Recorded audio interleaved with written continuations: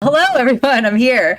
Welcome to the weekly Amphibia discussion stream. We are here to discuss season 3, episode 8, Hollywood Hop Pop, and If You Give a Frog a Cookie. I really loved these episodes. Oh, first of all, I'm joined as always by my guest. I almost forgot. Tom, you want to say hi to the people? I don't give a frog. Good one. Hyrule is also here. Welcome back to the nonsense. Hello. I love these episodes. I, for one, am really grateful that we got kind of a breather week this week. Last week was quite intense. And this week, I think, was a rough week for all of us for many different reasons. The world was just particularly terrible this week, so I think we all needed a little bit of a lighthearted. We needed a lighthearted break from all the craziness. Yes, I know. I feel so guilty about almost forgetting Tom. You don't feel guilty at all. That's not true. Let's get into the episodes. Why don't we? I said unconvincingly. Let's get into the episode. These were really fun. Like I said, I'm glad that we got a breather episode. But actually, before we get into the episode proper, let's talk about the new intro. Did you notice that there was a new intro, Tom? Yeah, of course. They've got Darcy in there now. They've got freaking Darcy. Speaking of anime cartoon villains, we got Darcy here in a freaking cape in the new intro. What do you think of the cape? I mean, what do you think of The Incredibles? No capes. Capes are dumb and impractical. And I would love if Darcy's eventual defeat had to do because of like the cape. Oh, could you imagine like Marcy having the cape get set on fire or something like that? I could see that happening. Just as long as she doesn't get like sucked into a jet engine, you know. I don't want her to die. Like in the Frobo factories or something. I think the cape is a cool, fun idea. I love the idea of like Darcy, you know, the core, right, encompassing this like teenage girl and like being all evil and scary, and then is like, Andreas, get me a cape. That thought tickles me. I mean, honestly, what if the cape was actually Marcy's idea? Like a little bit of Marcy's personality coming through. I would like that too. Marcy loves she lives for the cosplay. She lives for the role play. She decided when she got to Amphibia that she was going to be role playing as a like a rogue or something. And yeah, that's right. Yeah, I love Morgan's comment here that the cape is giving Zarkon from Voltron. I'm not familiar with Voltron, but I'll have to trust that you're right here. Didn't one of the Yu-Gi-Oh villains start to jump off a cliff when they weren't given a win? I have no idea, Rooster. I have no idea. Yeah, Kaiba threatened to literally kill himself. Kaiba's a problematic lad. give him a little credit for being the son of a horribly abusive and emotionally distant father. No. Okay. Well. Anyway, we're all over the place. Let's get back to Amphibia. New intro. I love it. I think it's awesome. And then we get, the final shot too of the opening is also with the new Darcy and Andreas kind of looming in the background, which I absolutely love. I love how kind of menacing and evil they're trying to set up Darcy to be, and so I'm really excited to see her actually on screen. So yeah, really, really excited to see.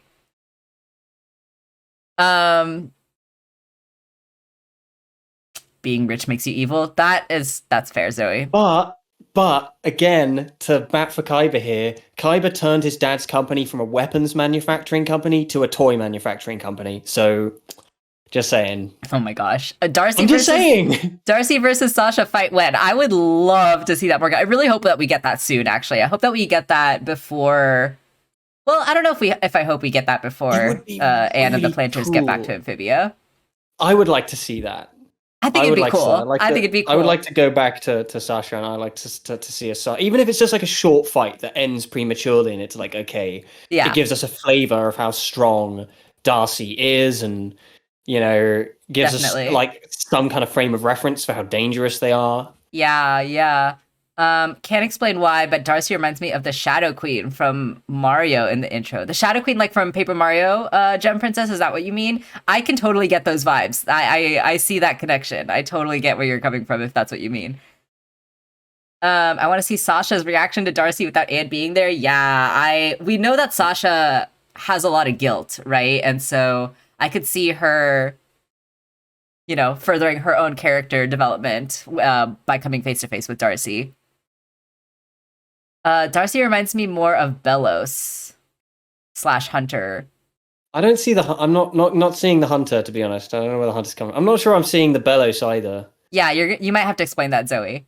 Bellos and Hunter are both like decidedly human. That's kind of what makes Bellos weird, is that when you see him without his mask, and it's like, wow, this is just like a dude. This is like someone's granddad. And Darcy is like really inhuman. Everything about how she moves is inhuman. She's like a hive mind of all these incredible brains, and she's mechanical and robotic, and it's kind of terrifying. They're very different. I'm not really sure what the point of connection is there. I don't know. Yeah, but definitely Shadow Queen vibes. I get that, Gem Princess. Anyway, in the actual episode, we are starting off in Hollywood. Meanwhile, on Earth, while Marcy's getting possessed by a hive mind of amphibian, ancestors, Hop Pop is taking a Hollywood tour, and the Planters. I love this. It's just very typical of LA to, whenever when I was younger, I live in California. I don't live in LA, but I do live in California. But whenever we had family visiting from like out of the country or out of the state, we would do kind of like, these touristy things and like go around. So I like how Anne, decided to take them on a Hollywood tour. I think that makes a lot of sense. And I love this bit that we get here right at the beginning, where Hop Hop is talking about how, wow, it actually seems that actors are respected in your world. And Anne's like, they're worshipped as gods. And then we get that like zoom in close up to her face. I thought that was really funny. And again, just another kind of like really nice, like meta joke almost about, actors and the Hollywood world. And yes, it is true that there is a culture of worshiping actors as gods. So I thought that this was pretty funny. One might even describe it as unhealthy, but one might.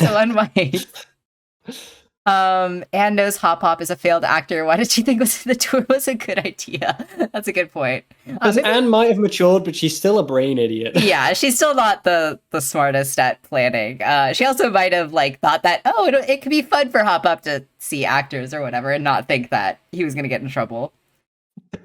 Yeah, Anne doesn't always have good ideas, for sure, Morgan. That she does not. She even, like, gives up in this episode, right? She's like, I'm too tired, just let it happen. Yeah, I love this whole, like, joke about actors being gods and, Hop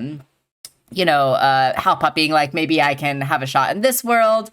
Anne reminds us that Mr. X is still after us and we need to keep a low profile, but he's already running off, right? This is a fun episode. I love these episodes where Hop Hop is like particularly flawed as well. I like that these past few episodes we are kind of getting these like rounded out kind of not conclusions, but just like follow-ups to some of these like character development moments that we got from the Planters in like season 1 and season 2. So like, for example, Sprig, right? We had his whole struggling to be liked thing, and then we had Spider Sprig episode kind of following up on that. And then with Hop Hop too, yeah, he wanted to be an actor, he wanted to be in the spotlight, and this episode is kind of following up on that from season 2, which I really like.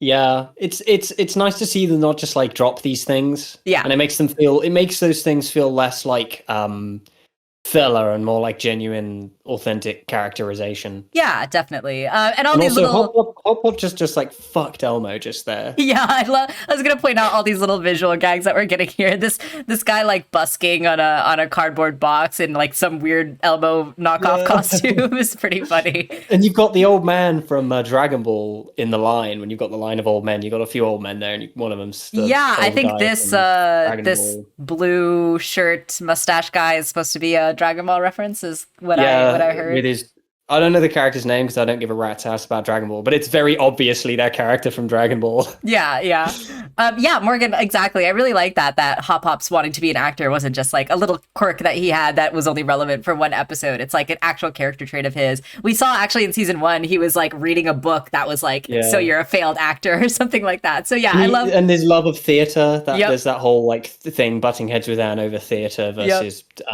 what's it called? Suspicion Island. Yeah, definitely. Which comes up later in this episode as well. Yeah, I love that.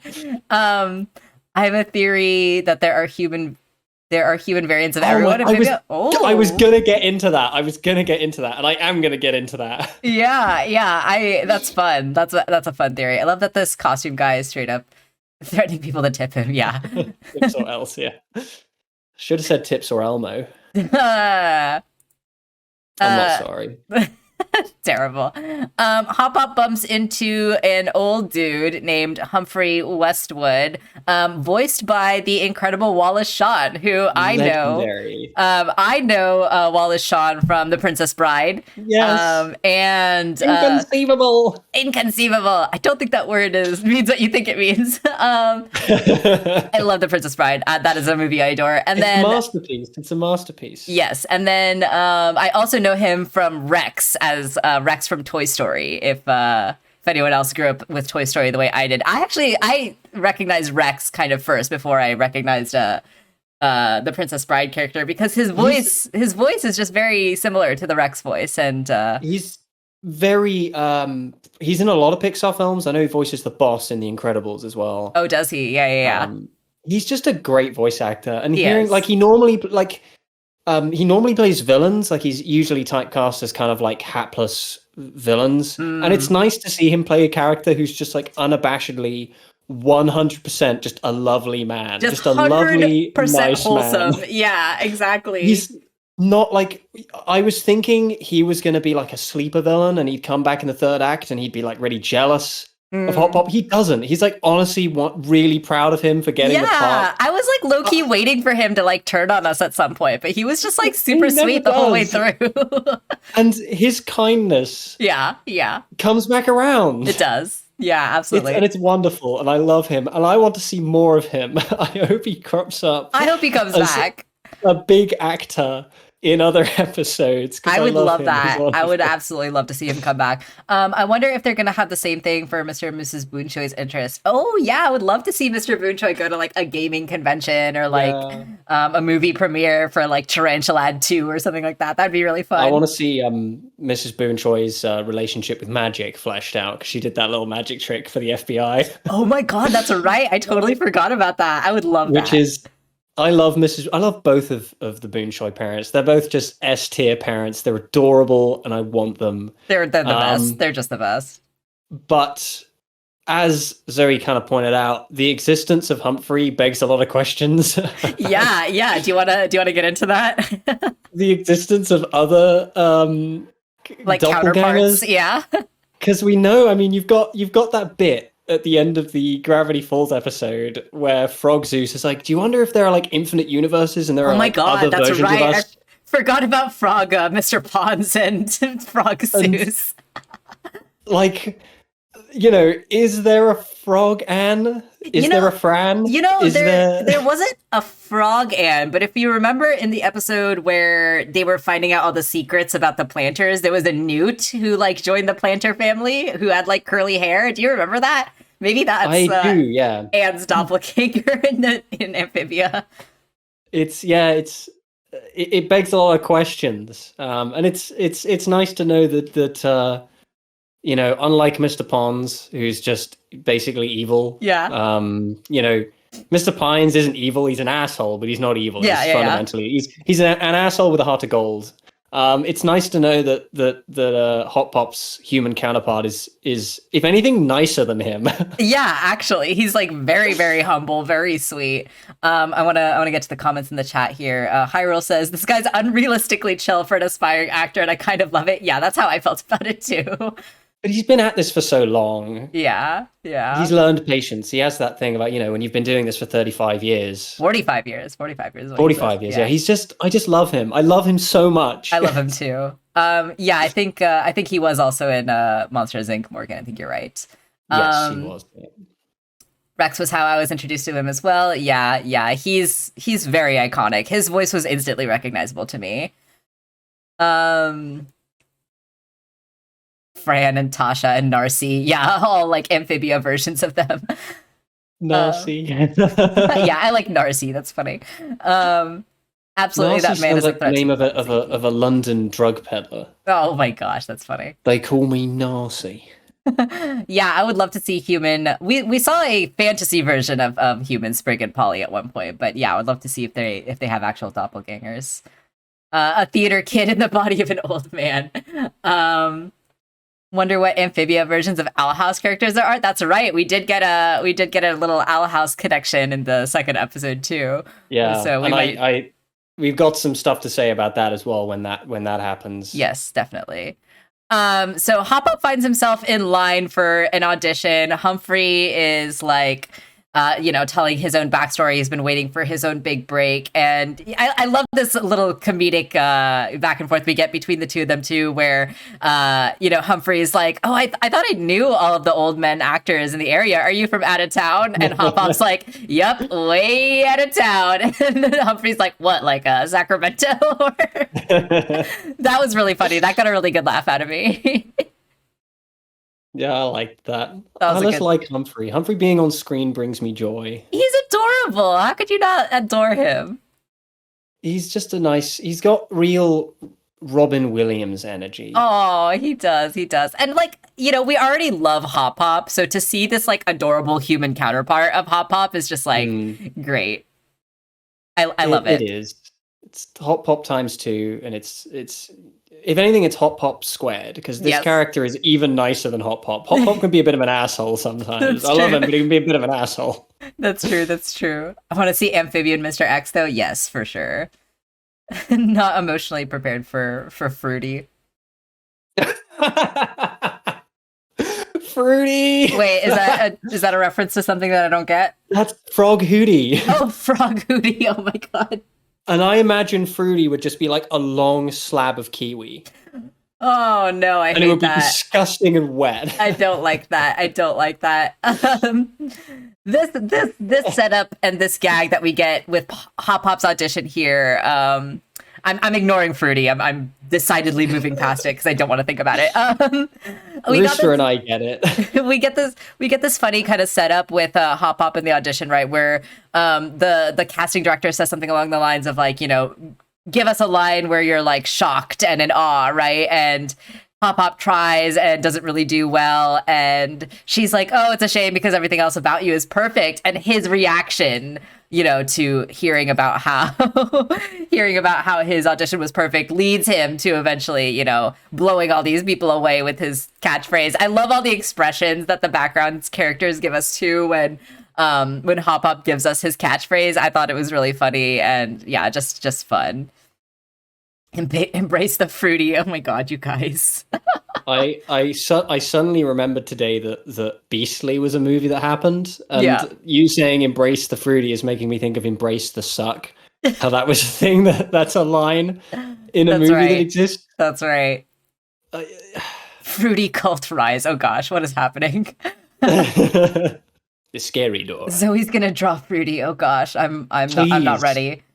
Please draw Fruity. I'll share the shit out of that. So far, it seems that the Amphibia version of each person is more of a jerk. Oh yeah, good point. I mean, that's very true. You're not wrong. I love these background characters. I love the expressions they make. I think they were really fun. Oh gosh, Morgan, I'm gonna have nightmares tonight. Yeah. I love all these people who love like Hop Hop's catchphrase, like say what. I gotta give credit to Bill Farmer and his voice acting and his delivery in this episode. Just so charming, so fun. The say what is a super funny like little catchphrase, and yeah, I thought he did a great job. I'm really glad they didn't lean into that too heavily, because it would have been breaching Simpsons territory had they done that. Yeah, that's true. But then again, it's difficult not to, because The Simpsons has literally done everything. I mean, they had a whole South Park episode about that. True. We did talk about how last week's episode had kind of like Simpsons vibes to it. Indeed. Anne looks across the street and sees Humphrey and mistakes him for Hop Hop and is like, oh, look, he didn't even get into any trouble. And they go find him only to find out that it's not Hop Hop, that it's Humphrey. You look just like someone I know. Hop Hop comes out with, the big highlights in his eyes. He's absolutely thrilled. I love this bit too, where this lady's like, this guy got the part, everyone else can go home now, right? Which is totally not how auditions work. Like, I haven't been to like a Hollywood audition, but this is just not how it works. It's very rare to get hired on the spot like this. You're right. This episode sucks. It's ruined. Cancel the stream. Yep. Unrealistic. Totally. Breaks the reality. Unsubscribe. Cancel the show. Fruity's very fruity. Fruity to the point it makes everyone uncomfortable. Oh no. That's right, because he is a Lumity shipper in the show, so I imagine his frog version it would be amplified. We're getting way off track. I can't talk about Fruity. I can't without going down a very dark rabbit hole. I just want to know who all these old men are references to, because I recognize the. I'm sure they're all references. One of them kind of reminds me of Mr. Magoo, but like I haven't seen Mr. Magoo in so many years, so I can't really say for sure. Yeah. I don't know. I haven't watched anything, so I don't know the references. Honestly, Mr. Magoo is a reference so antiquated. You shouldn't feel guilty about not knowing what it is. Fair enough. Again, Humphrey continues to be completely wholesome and adorable. Hop Hop is like, I realized I just took your spot and I could have stolen your opportunity. And, he says this line where it's like, it was a 1 in a million shot either way, which I really, it really goes to show like his patience, right? With his like acting career, like every single one that he goes into, he's like, it's a 1 in a million shot, but I'm going to try anyway. Just really sweet, really wholesome. He feels like he's straight out of a Wes Anderson film, because Wes Anderson movies, they have complicated characters, but they will always have one character that just is so nice and is just unquestionably lovely. Same, but Humphrey's so kind, and his inclusion in the intro makes me feel like he's gonna help them go home. Yeah, Morgan, I really hope that we see him come back at some point. I would love to have him be a recurring character. I get that, because this season is doing something different to what the first season did. I think by circumstance, because the first season was like, oh, Anne's dropped in this isekai situation. There's this town full of people who don't trust her, and the town is more of like a collective, in the way that like New York City is in the Sam Raimi Spider-Man films, where the town is like a character as a group. Yes. And, later on, individuals in that town get kind of fleshed out, but the town is the town, it's Wartwood. Right. Whereas with this, it's like they're building a roster kind of episode by episode. Yeah. And we get that in the next episode as well. But it'd be nice if Humphrey were part of that roster, because I like him. Yeah, I like him a lot. I would love to see him come back. This whole bit was also really funny to me. Hop Hop was apparently filming a commercial, and so the next day Anne is, watching TV, and she sees Hop Hop pop up on her screen, and she does a spit take with her cereal, which is quite funny. She calls the planters down, and I love this moment in particular where Hop Hop says "say what" at the same time as the commercial does. That was really funny to me. just got a good little chuckle out of me that moment. Both of them, the on-screen Hop Pop and the real Hop Pop, opening their mouths as wide as they physically can, as is the Amphibia tradition. Yep. Really, really funny. I got a good chuckle out of that. Say what? Exactly. Humphrey could help pay for the experiments that Terry provides. Ooh, maybe that's how it'll come back. I would love that. I would love that. Spring is super excited. Polly's super excited. They're flipping through the channels, and he's apparently on every channel. And, Hop Hop, I love this, kind of old school, doesn't understand technology Hop Hop too, where he's like, how'd I get in the picture box? Why am I saying the lines from the play I did yesterday? And then, Anne's like, you were filming a commercial, and Hop Hop's just like, you lost me here. I love Hop Hop's continued confusion of technology and Earth stuff, because I feel like that's more of a testament to like how much of an old man he is rather than like him being a frog. Because we saw Polly pick up on tech pretty quickly, but I love that Hop Pop's like this old man who like just doesn't get it. Can we just address that Mr. and Mrs. Boonchoy are just like Perfect. icons? They're icons. perfect in every way. They belong on the front cover of Vogue. I love them. I would lay down my life for them. I would too. I adore them so much. Rooster, should we be charging rent? 90% don't think Hop Pop got paid at all. Oh my gosh. No, I'm sure he got paid. But why I thought that moment was particularly funny was that like earlier in the season, Mr. Boonchoy was like, "You will never owe us anything. You took our daughter in," and blah, blah, blah. And now he's like, "Should we be charging rent?" They've been a lot of hassle between that point and this one. That's a good point. That's really funny, though. I wonder if Hop Pop also thought Tarantulas was a tiny person inside the TV. Maybe, Zoe, maybe. This is making me think of Wan Shi Tong in Avatar. Speaking to Jinora. And Jinora explaining how radios work. I already know how radios work. There is a tiny person That's right. in a box who speaks to you and predicts the weather. And she's like, no, that's not how it works. And then she's like, oh, well, it would appear that someone has been giving me false information. And turns around, there's a fox. And the fox just like looks at the ground in shame and walks off. That's right. I remember that. That was a good bit. And then we get this kind of funny cutaway here, right, where Mr. Boonchoy's like, Anne says Mr. X could find it. Mr. Boonchoy says he's a busy federal employee. I'm sure he doesn't have time for TV. And let me just say, I'm not a federal employee. I'm not a secret agent or anything like that. But that's exactly something that someone who was a secret agent would say. But I do have some experience working in government, and let me just say that there's a lot of free time. There's not a lot that gets done. There's not a lot of hard work to do 100% of the time. So I want to talk about Mr. X. I do like this moment that we get with Mr. X. And Mr. X, I have a lot of conflicting feelings on, honestly, and we'll talk about that in a second. But I like this moment here with Mr. X with the frogs that he picked up from the previous episode that he got tricked with Mr. Boonchoy, right? So I like that he kind of is still keeping them as pets. I don't know. I love that. That's my favorite part of this whole scene is the reveal that he kept them. Little bit of heart there. Yeah, I like that.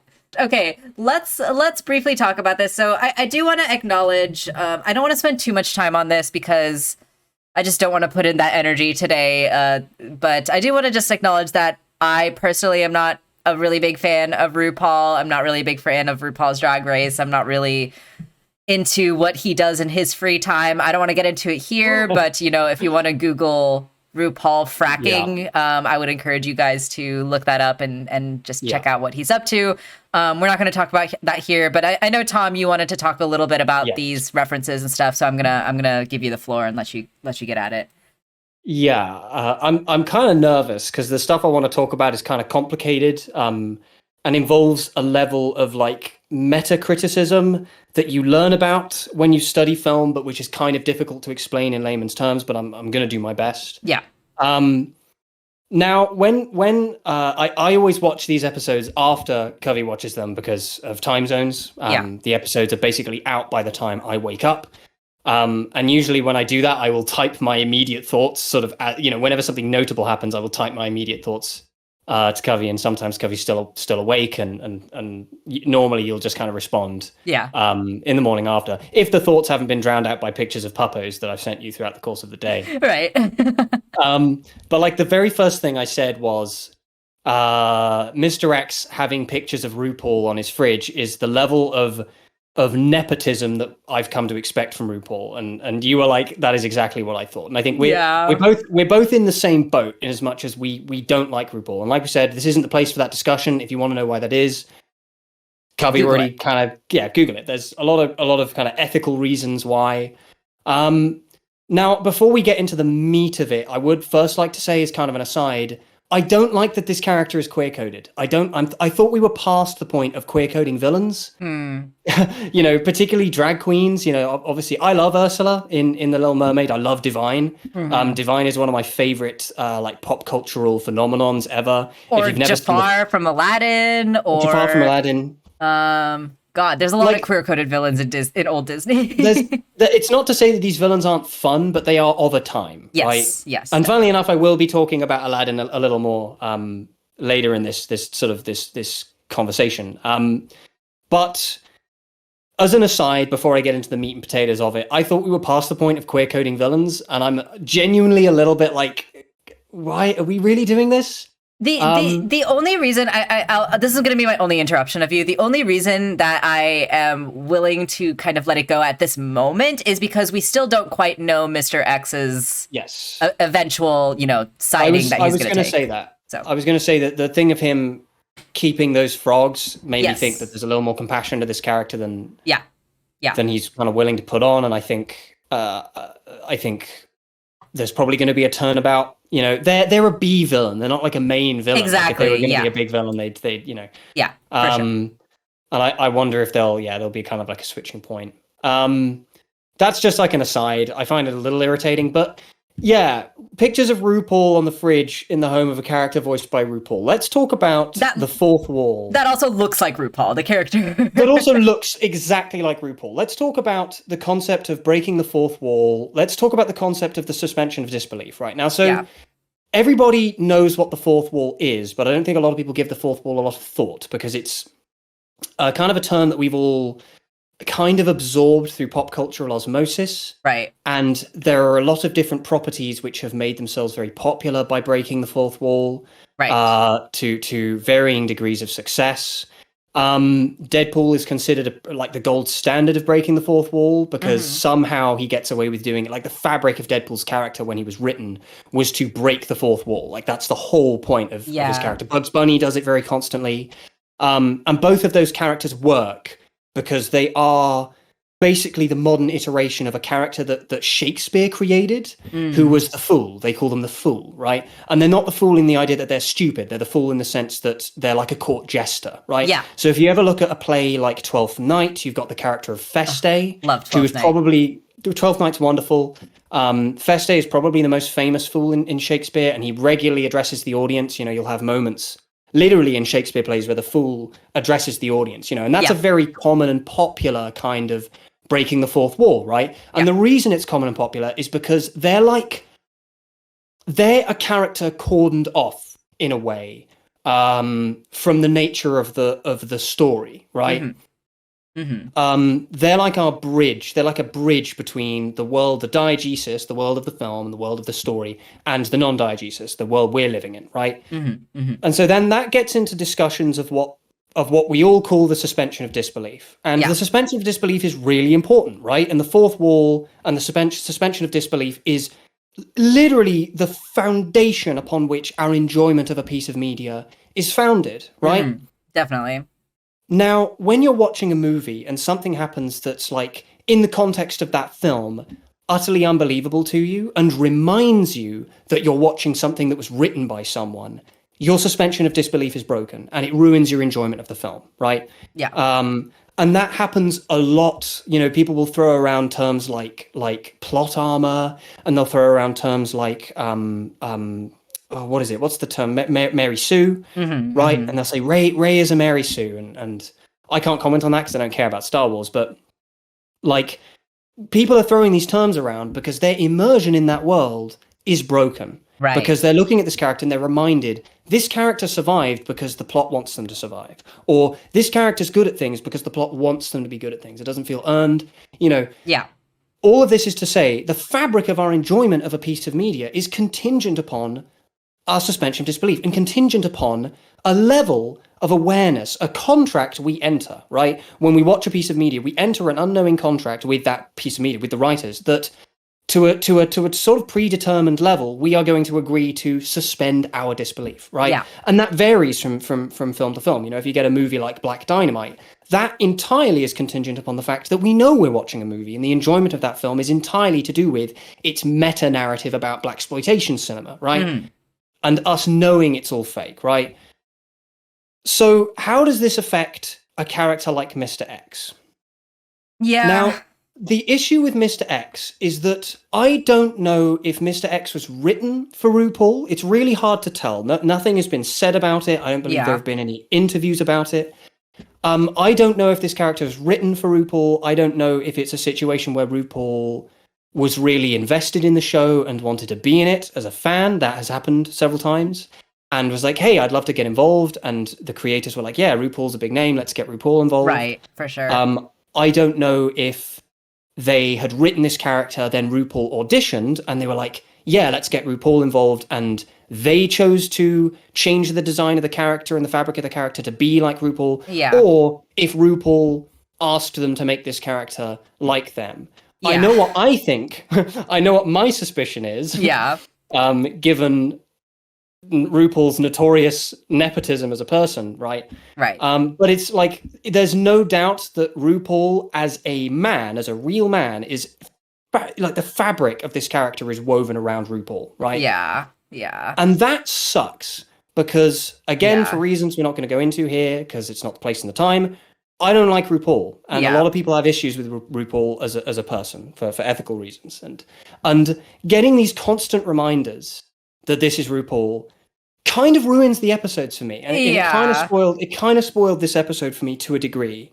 And you know, the issue with it really does hinge on whether or not we find the inclusion of this actor in this story and their place in the story fitting. You know, I did say I would bring up Aladdin. Aladdin is one of the most famous instantiations of a marriage between actor and character, and I am, of course, talking about one of the greatest performances, honestly, of all time in any medium, Robin Williams' performance as the genie. Now, absolutely, there's an entire mythos around that character and how that character was written, and it wasn't written for Robin Williams, but Robin Williams auditioned for that character, obviously smashed it, like utterly smashed it, and they were like, we have to give it to him. And then when he was in the recording studio and they were recording him, they were like, the way he moves and his gesticulation, they loved it so much, they sent that over to the animators. And the animators made the genie resemble him with that chin and that hook nose. And like, we love Robin Williams, right? There's a big difference between these two characters in as much as Robin Williams' character as the genie is the fool. He is the Feste, yes, right? Totally. He's allowed to work on that level because of the nature of his involvement in the story. He is a plot device, right? And there's nothing wrong with plot devices, right? A lot of critics will throw around terms like plot device as though it's an inherent criticism, which it isn't. Yeah. If you have a plot, you need plot devices, right? And if a character is a plot device, you can toy with them on a meta level. And they do that with the genie, and they do it to, honestly, I can't think of a single instance of that kind of character being done better, honestly. Yeah. But everybody loves Robin Williams. I've never met a person who didn't love Robin Williams. Like, he's an actor. So both on the level of his place in the story and as an actor, right, on every level of this kind of fourth wall breaking character, we love him, right? Yeah. We love Robin Williams. He was a notoriously lovely, giving, kind man. Yeah. He was a great actor, talented actor. And on top of that, the way his character was written allows for fourth wall breaking. Right, of course. Mr. X, not only do I just hate being reminded that this is RuPaul in every sense of the word, from his design to RuPaul having pictures of himself on his fridge. I don't understand why they wrote the character this way. It's like this is the kind of fourth wall breaking that just doesn't work, in my opinion, right? Yeah. It might work for some people. Like, I want to acknowledge that, like, this show does references. Like, this is not the only other media reference in this show. Like, definitely not. But it knows when to do it. Exactly. Like, there's ways that it does it really well. And in our opinion, in Tom's opinion and in my opinion, this is a very poor execution of that, just because of this context with RuPaul and this, we're, like you said, Morgan, we're not exactly sure, how this character came to be exactly. And there's a lot of things I like about Mr. X, and I really want to like Mr. X. He's a fun B villain. He's a fun, character. I like that he's like a little bit queer coded because that makes him a little bit more fun, in my opinion. Yeah, and let's face it, everybody, like, we can complain about queer-coded villains from a meta perspective. Of course. they're fun villains. Yeah, Like they are. Absolutely. Ursula's fun. Jafar is fun. You know, if you all haven't seen that picture of Divine realizing that Donald Trump is behind them, you have never seen a person with a look of more immediate disgust in your life. Gosh. It's fantastic. I love Divine. Divine is a legendary drag queen. I just wanted to say. Yeah. But it is. And we want to make that clear too, is that we don't dislike RuPaul for being a drag queen. We don't dislike him for, you know, being queer or anything like that. Obviously not. We're both queer ourselves, Tom and I. So it's very much this just this bad taste that he leaves in our mouth, and for ethical reasons. For ethical reasons, of course. And then like just having these constant reminders like, oh, hey, by the way, do you remember that this is RuPaul? Like in one hand, for some people that might be fun and funny, but for me, it definitely leaves a bad taste in my mouth. Yeah, and there are references that are in this show that work a lot better, and we'll get to it because there's one in the next episode that's great. Yeah, and honestly ties into the Mystery Shack episode, and that's a good example. That's like a great. Yeah. It's just Tom and I wanted to explain why this particular reference missed the mark for us, and it really just does have to do with RuPaul and how much we don't like him, but. But I did feel the need to kind of explain that, you know. Yeah, I will say if RuPaul was not voicing this character, if there was like no references to RuPaul at all in this show, I would love Mr. X. I would think he's a super fun villain. I love the fact that he rolls around on his stupid little heelys. I love that he is a bit of a fool, that he kind of like gets, you know, thwarted. There's this little Tom and Jerry kind of like, you know, game going on with the Planters and Mr. X. I like that. I like that a lot. I think that's really fun. But it's hard to enjoy those things. It's hard to enjoy when you're sucked out of the experience. It is. Yeah. I hope my explanation of like the kind of the I guess the more academic side of the fourth wall and the suspension of disbelief made sense. Yeah, I think so. I was kind of nervous to talk about that because it's a difficult thing to explain because it's so that is exactly. I love the way that Rooster put it here, that every time RuPaul's on screen, it feels like getting pulled out of the Matrix for the first time. Like that's exactly it. It pulls us out and it ruins our belief. It does. If anybody's like interested, I can't believe I'm about to recommend further reading, but if anybody's like interested, I really like. This is me kind of getting sparked off by that Matrix comparison. Mm-hmm. If anybody's like kind of interested actually in the metaphysical experience of watching film and television, there are a lot of theories on that. I'd recommend kind of Googling what they call the black box theory.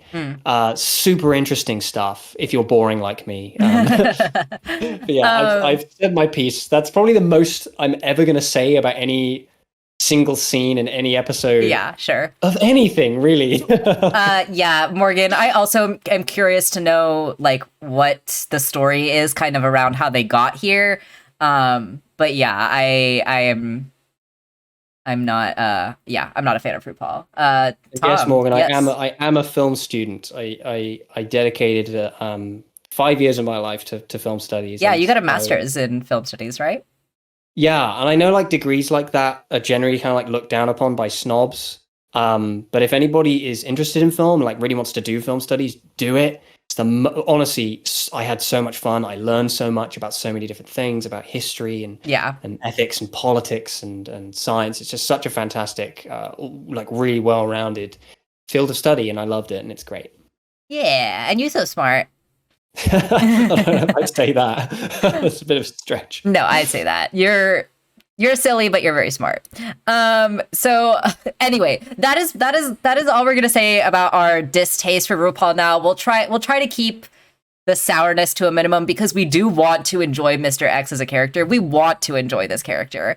It's not that we're like going out of our way to be haters. So we're gonna try to keep the negative and criticism like, you know, in one spot. We'll try not to talk about it again throughout the rest of the episode, but we had to get that out there. Honestly, unless anything like more comes up over the course of this season that kind of adds to that discussion of the fourth wall and of this kind of character, then we'll kind of add to it. But we'll keep it to a minimum. For now, I don't feel like there's anything I have to add to that. I feel like that was pretty all encompassing. Yeah. So yeah, whenever I try to talk about Mr. X, I'm going to try my best to separate RuPaul and Mr. X, but obviously there are going to be times where it's harder to do that. But this moment I actually really enjoyed when we take RuPaul out of it. That cutaway, right, that we got with Mr. Boonchoy, where he's like, "Oh, he doesn't have time to watch TV," and then RuPaul is, or fuck, damn it, Mr. X is like, Mr. X says, "Oh, just because I'm a federal employee doesn't mean I don't have time to watch TV," right? Like, that's funny. I enjoyed that. And then he's watching TV here, and I like that he does the same exact spit take as Anne. I thought that was really funny too. He's also eating the same cereal, and he does the same exact spit take. Funny stuff. This show loves spit takes. It does. It loves just getting filthy mouth juices on people, and I want to know if somebody behind the scenes has like some kind of weird kink because it's uncomfortable. And this was a meta joke that I really enjoyed. I thought this was funny when Mr. X says, they said I was a fool not to pay for ad-free streaming, which, this is probably going to go up on Disney Plus later in the future. So if you're paying for ad-free streaming, you're doing the right thing, according to Mr. X. I thought that was funny. I enjoyed that. But he didn't pay for ad-free streaming. Yeah. RuPaul is unfortunately not mostly seen as a problematic figure. I think very few people know about the worst of his egregious actions. It's the tragedy of neoliberalism because it's able to disguise itself as progressivism when it really isn't. Yeah, for sure. And that causes people who are less in the know but very well-meaning to defend someone who doesn't deserve defending. Yeah.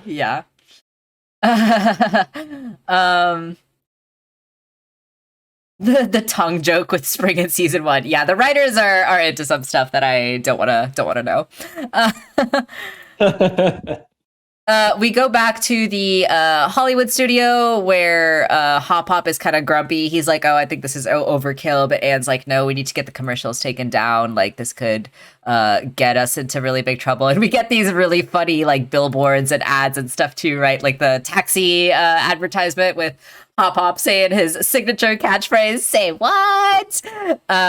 And yeah, the look on his face, he's obviously just so happy for himself and super excited. And, I can't believe all it took was getting trapped in another world to get my big break. But he does question it here, right? Like, am I deserving? Should this have gone to Humphrey? There's these continued little moments of hesitation that eventually get kind of, thrown out the window once he gets distracted by, "Oh, there's a face with my t-shirt on it," right? So there's a face with my t-shirt on it. Oh my gosh, what is with me today? Why am I saying everything incorrectly? There's a t-shirt with my face on it. He gets very excited about that. Which, we've seen this flaw in Hop Hop in earlier seasons. He does have like a taste for the spotlight, right? Where when he gets that opportunity, he does kind of lose himself a little bit. But he does come back, right? Like even in the incredible episode where he is set up to rob a bank with the acting troupe, he does eventually come around, right? He has these moments of hesitation. He has these moments where he's getting pulled in by the temptation. And he does kind of falter a little bit, but he eventually comes through. And this is very similar in this episode where like he questions it. He's like, should it have gone to Humphrey? But he eventually gets pulled back in by the temptation of the spotlight, right? And then eventually comes around. But yeah, I really like I said English is a Western concept. I have a favor to ask of you personally. What's that? If you ever go to like a convention or an event in which Bill Farmer is present, yes, can you please, if you get a chance, to ask him to read the Hark monologue from The Lighthouse in Hop Pop's voice? Oh my gosh, that'd be incredible. I would animate that. I would learn animation. I mean, I am learning animation. I would animate Hop Pop dressed in the outfit and everything, doing the Hark monologue. Yes, from the lighthouse. I would freaking love that. I want to point out the details too of like all this merch in the background. This is something I missed the first couple times I watched this episode. All the merch in the background say what. Like these posters say what. These hats all say what. Some of them have Hop Pop's face on it. So yeah, he freaking blew up like pretty big overnight, huh? And also, this director is Michael Bay. Like, that's Michael Bay. Yeah. They're not even trying to be subtle about it. He's Michael Bay. No, 100%. This is a pretty funny. What is his name? Mitch Harbor is what they actually call him in the show. So It's yeah, Michael he's Bay. absolutely supposed to be Michael Bay. Imagining the ending scene at the lighthouse at Sprig. Oh my gosh. Oh my god! If the voice actor for Sprig were there as well, I would animate this stuff. I would. Yeah. Mitch Harper, director of Fumigator. Yeah, definitely supposed to be Michael Bay. Very, very funny little reference there. Michael Bay tells Hop Pop, and I love this little mocap guy in the background too. Like this was just a fun little visual gag in the background. The face that this guy's making is it tickles me. I don't know why. It's very funny to me. I would just want to know what the context is for him making these movements. Obviously they're doing a Fumigator, and this is the monster, right? That's going like that. When I first saw this and I saw that guy in the corner of my eye, my first thought was, oh, is that Mr. Boonchoy? But then you look at him and like, no, that's not Mr. Boonchoy. No, it just kind of looked like him though. Does he have a secret life as a mocap actor? Michael Bay wants Hop Pop to be in his latest film, and Hop Pop says, "Say what?" We get another one of these, Sesame Street costume guys, which I think is fun. These are like tourists. It's just Elmo again. It's just purple Elmo. It's just purple Elmo. It's the guy from the commercial, and of course, Mr. X is revealed to be there. Hop Pop gets the call for the studio water tower. I don't know if you guys are familiar with like the Paramount lot that is actually in LA, where like a lot of shows and movies do get filmed, but they do have that famous like the Warner Brothers water tower. Which I've seen before. I've been to the Paramount lot before. It was quite fun. So this is a very like iconic location. So the fact that like Hop Pop is being called here like is very very familiar. Just show up and he got the part, right? Like this is a really big break for Hop Pop. He has to be there at 10 a.m. and Anne's phone says 9:45, so he has to be there basically right away. I wonder if the water tower is a reference to Animaniacs. That water tower is there in real life, Zoe, is what I think the reference is to. So the Animaniacs tower is also a real life tower. That's an example of the fourth wall being so strong. Yeah. And cultural osmosis being so weak. Yeah. That something real is perceived as something like a reference to something fake. Yeah. But it's funny. It's funny. I mean, it is a reference either way. Like it could also just be Animaniacs reference too. Actually, when I was in film school, I did read an essay about the suspension of disbelief with Animaniacs as one of the case studies, because it's like the entire fabric of that show is built on the acknowledgement of before and behind the fourth wall. But, yeah. Interesting. Oh yeah, Morgan. I didn't even really clock that this was the Hollywood Walk of Fame. We got all the stars on the sidewalk. That's a good catch. I missed that. Hollywood Walk of Fame, more like the Hollywood Walk of Shame. Hey, got him. Damn, I can't believe they made a water tower based on Animaniacs. Yeah, that's exactly it, Zoe.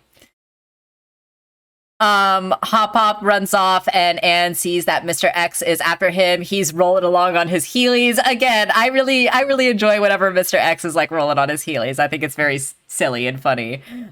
This is real this time. Call enforcements. Anne's like, we gotta get Hop Pop before Mr. X finds him, right? Mr. X is falling behind. He's got this crazy looking weapon, hook shot looking thing. Yeah, Mr. X is funny. Like, these moments with Mr. X is like very, it makes me laugh if I wasn't reminded of who was playing him. But why would RuPaul I'm not going to call them Mr. X because they're just RuPaul to me. I'm sorry. That's not even 100% intentional. Sometimes I'll call them Mr. X. Sometimes I'll slip because I forget. But why do they need a hook shot? Like they have. Surely they have clearance. They're FBI. just to be extra, which I enjoy. You know, all things aside. I'm imagining Michael Bay is sealed in the water tower and doesn't get let out until his production time. Yeah, that's how it is in real life. Totally, Rooster. Directors are just locked up in a tower until it's time to make movies. Yeah, That's literally how it works. Like you're joking, but you're also not joking. Yeah, it's how it works. So these are just facts. yeah. Hop Hop actually finally sees that Mr. X is after him and starts running off. He grabs one of the carts and whatever, and Anne and Sprig and Polly bully this guy and kick him out of the cart and go off after him, which is quite fun. I love this whole bit too, because we get lots of references to, you know, things we saw in previous episodes. They're driving past like all these lots, which is quite fun. They see the Tarantula filming, right? So we actually see these two characters, and because it's a film set, we actually see the strings on their back that are like lifting them up and stuff. So yeah, that's really fun. Really enjoyed that. And then as they wouldn't use a film set for a city in this day. Oh no. This is again one of those things where it's like, oh, this is clearly just for the gag. They drive into the next studio lot, which is quite funny. They see Suspicion Island being filmed, and we get a funny moment with Sprig where he's like, wait, Suspicion Island is all like you know, fake and filmed, and Anne's like, yeah, dude, how gullible can you be? And even Polly like gets it. She's like, yeah, dude, come on. And committing Grand Theft Auto. Yeah, I mean, when are we going to get the Grand Theft Auto game with Anne as the protagonist? Yes. I would actually play it then. Yeah, totally. This was another really funny moment where, you know, again, another show that we've seen reference to in a previous episode, the Bridgerton show, the Frankerton or whatever, right? And they crash the set, and the actors are like, you guys need to get out. And Anne is like, wait, your accent isn't real. And Sprig is like, who's the gullible one now? And this made me laugh in particular because, as you all know, I'm quite the fan of the show Buffy the Vampire Slayer. And I thought you were going to say I'm quite the fan of Downton Abbey. And Downton Abbey or Bridgerton. Gonna have to discipline you. No. Love Buffy the Vampire Slayer, and there's a character that gets introduced in season 2 that is supposed to be English. He has an English accent. And, you know, I watched that show as a teenager, and I, like, just blissfully thought that he was English, and then I found out, like, years later that he's actually Californian, and, like, I heard him talk in an interview, and he has, like, a totally Californian accent, and I was like, oh, damn, I was lied to my whole life.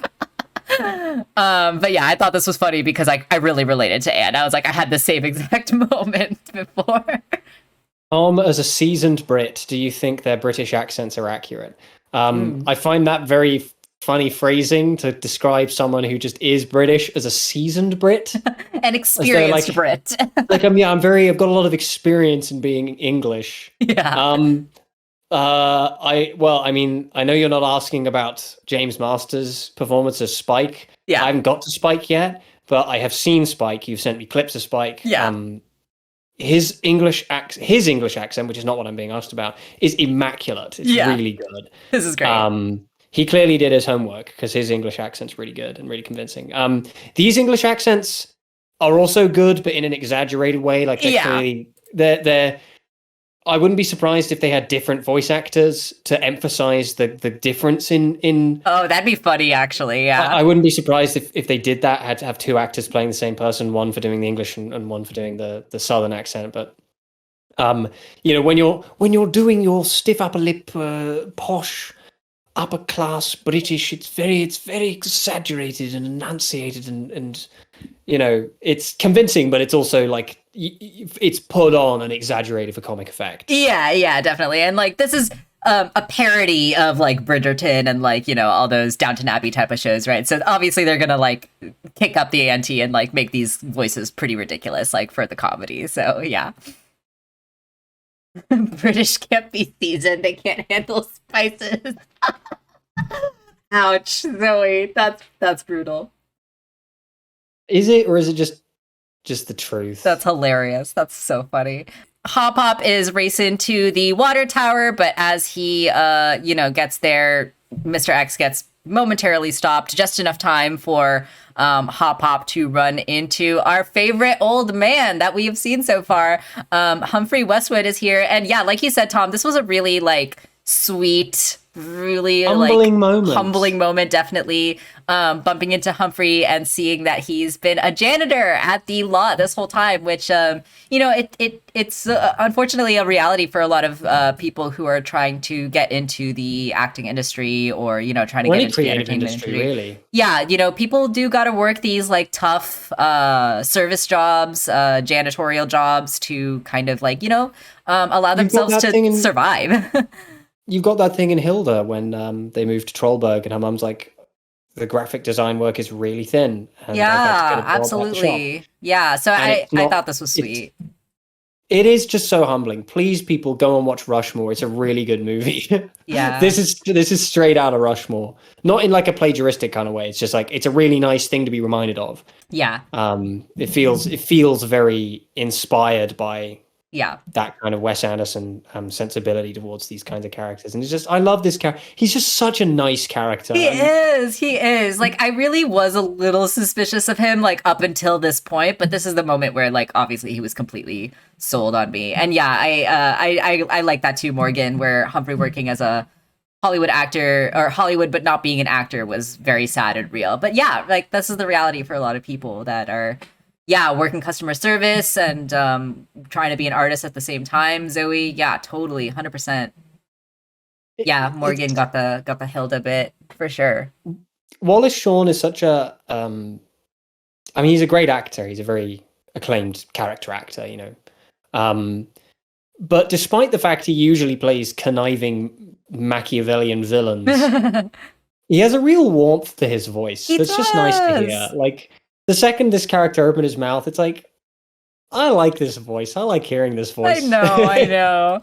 And it really was comforting too, because like I said, like I recognized his voice more as like Rex from Toy Story, and Toy Story was obviously something I grew up on. It was a big part of my childhood.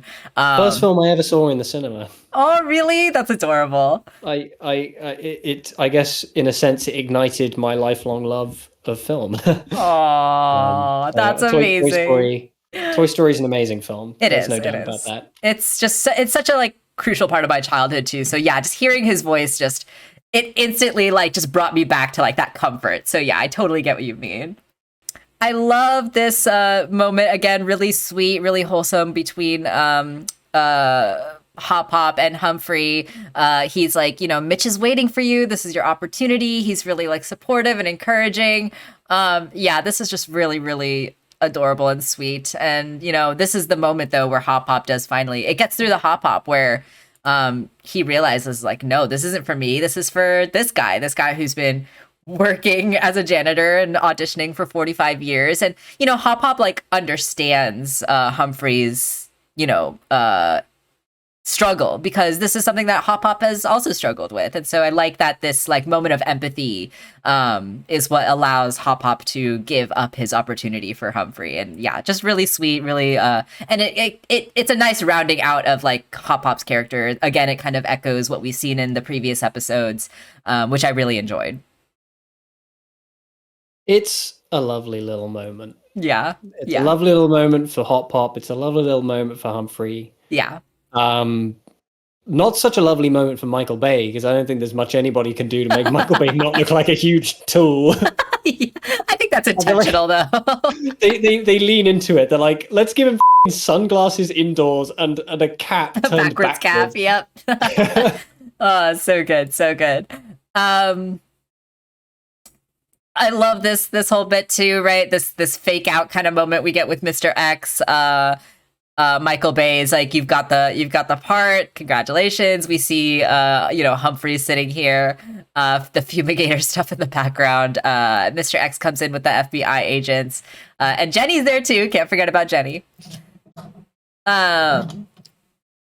what's going on in the chat right now? Mean to be fair to Hop Hop, he had his dream fulfilled twice if you count the caravan. Yeah, exactly. You know, Hop Hop says by the end, you know, I had my taste. I'm good now. A jacket. He's got with more a important things to think about. Yeah, the jacket on the Michael Bay character. I love Jenny as well, Zoe, and I don't think we know what Jenny's pronouns are yet. So, or you know, Jenny hasn't spoken, or I don't think has been referred to in the third person. So maybe Jenny could be non-binary, and you know, even if Jenny uses she/her pronouns, like the way that Jenny is dressed is obviously very gender non-conforming. Like there is lots of you know, kind of mix of feminine and masculine qualities in Jenny's. I really love Jenny's character design. It really is a nice character design and very endearing as well. I think I know what Jenny's gender is. Yeah. David Lynch. Yeah. Shout out to David Lynch. Got to be one of my favorite genders. David Lynch got to be one of my favorite genders. Jenny has a very David Lynch, young David Lynch, you know, hair just going straight up. Look of like perpetual vague kind of like, it's not really a look of anything. It's just a vague furrowed brow. Yeah. Oh, can you imagine if this character were voiced by David Lynch? I would cry. I love David Lynch. Oh, apparently Mr. X did call them girl at one point, but yeah, it could just be figurative, or yeah, we don't know for sure about Jenny. But I really do like Jenny's character design, and I'm a fan too of like the silent characters that do a lot of expression with their like body and their face and their, you know, the moment where Jenny was like blushing in the van. There's a lot of personality and character to Jenny, even without the dialogue, which I really like. This is a pretty funny moment, right, where Anne and Sprig and Polly think that Mr. X has gotten Hop Hop, and then it's revealed, right? You kids sure about that? Hop Hop is there the whole time, and you know, Sprig's like, wait, if they didn't catch Hop Hop, who did they catch, right? And we get this moment in the water tower with Humphrey looking up, and he's got his like silly little cute face, and Mr. X tries to pull the nose off, right? And apparently those disguises must be pretty decent if, you know, Mr. X is thinking that Humphrey is a frog in disguise. But lo and behold, right, like he tries to pull the nose off and it doesn't work. And Michael Bay is like, you'll hear from all my lawyers, my robust team of lawyers, is what he says, right? And this is a funny moment, right? Again, it's that Tom and Jerry kind of cat and mouse chasing where he's like, oh, foiled again, right? Even Jenny looks upset, and the FBI agents find it funny, right? They're like, oh, stand down, he was wrong again. And they end up leaving, right? To the people saying they want Jenny to have a really deep voice, let's just get Kevin Michael Richardson in here. Yeah, that'd be amazing. I love Kevin Michael Richardson. What a legend. Yeah, or like the guy who plays that demon kid in the owl house with a really deep voice. that's Kevin Michael Richardson. Oh, is it? Oh my gosh, I'm pretty sure that's Kevin Michael Richardson. He's one of those voice actors that just like shows up everywhere. Okay, great. I'm glad we were on the same page. They also voiced one of the like bounty hunters. You know when that guy's like, yeah, I dealt with those kids. You know, I dealt with them. They struggled a bit, but you know, I handled it. And then he's like, they were kids, Tom. Yeah. He does the voice of them. I'm gonna need some ice cream, Mr. X says, right? Honestly, same. Yeah, relatable.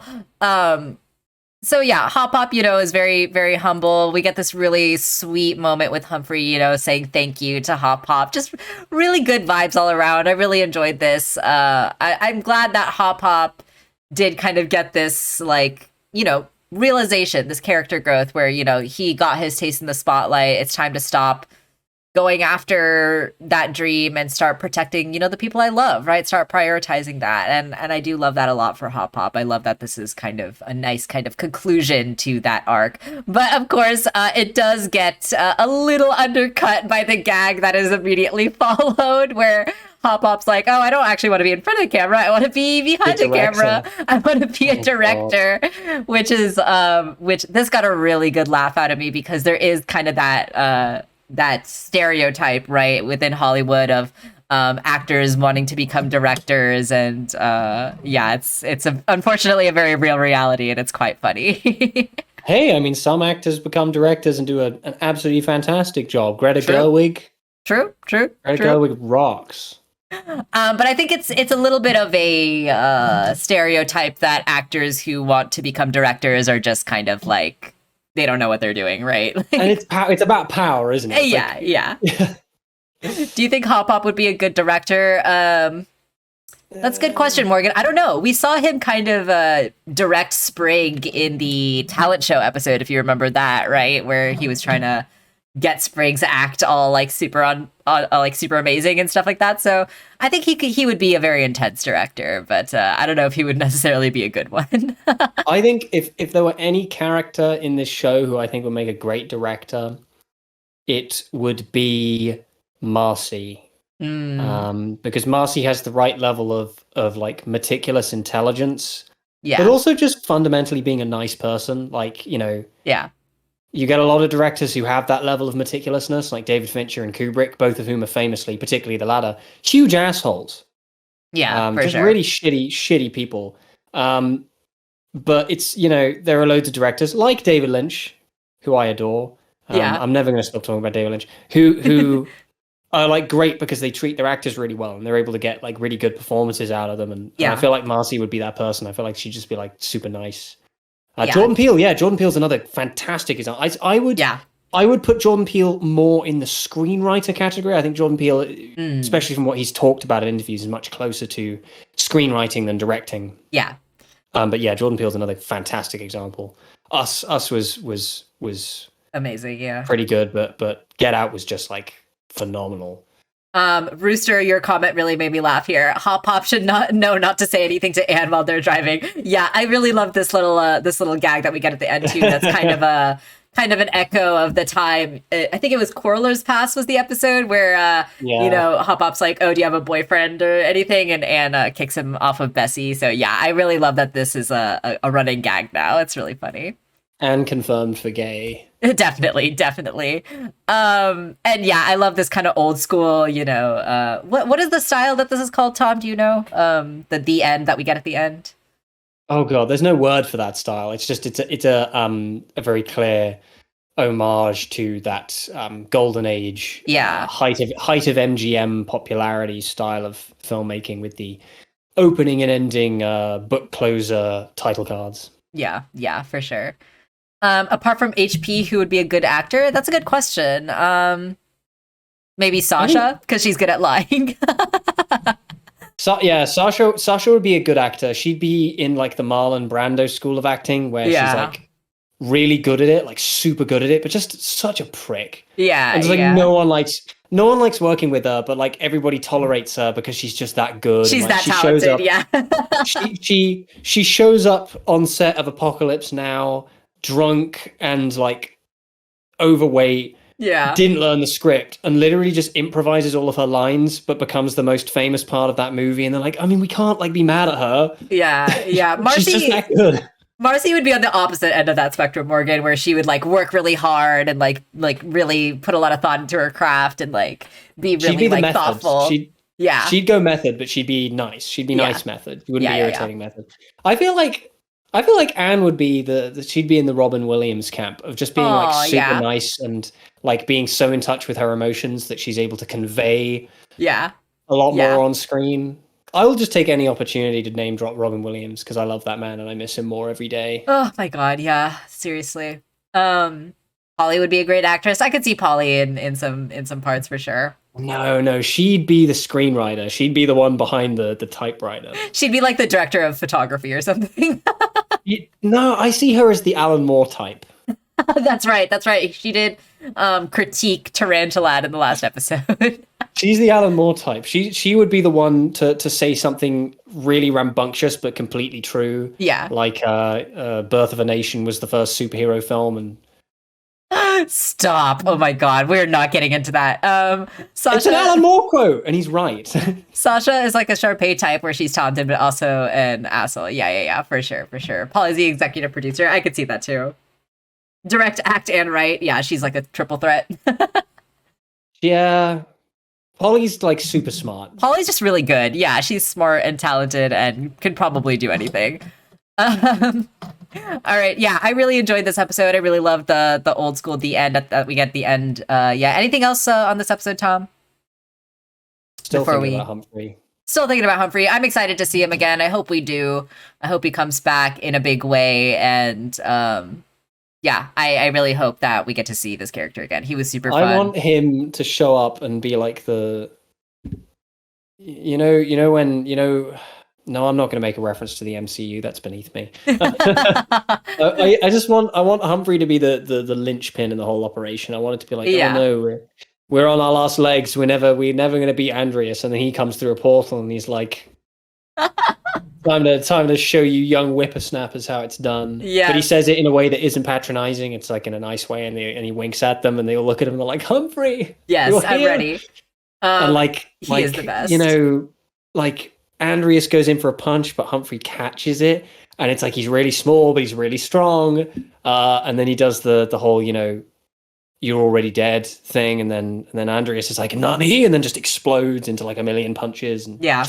We figured it out, guys. We figured out the ending to the show. We don't even need to watch the future episodes anymore. We already got it. We solved it right here.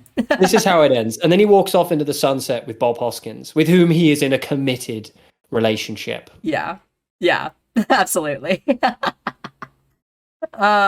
Sprig is the extra that messes up, and everyone points it out on the internet. I could see that. Sprig is like Tom Holland. I could see that too. He's got that Tom Holland energy. Yeah, for sure. Anyway, let's get back into Amphibia. Let's get into this episode. I really actually love this episode. I thought the writing in this episode was like one of the best that we've seen in this season so far.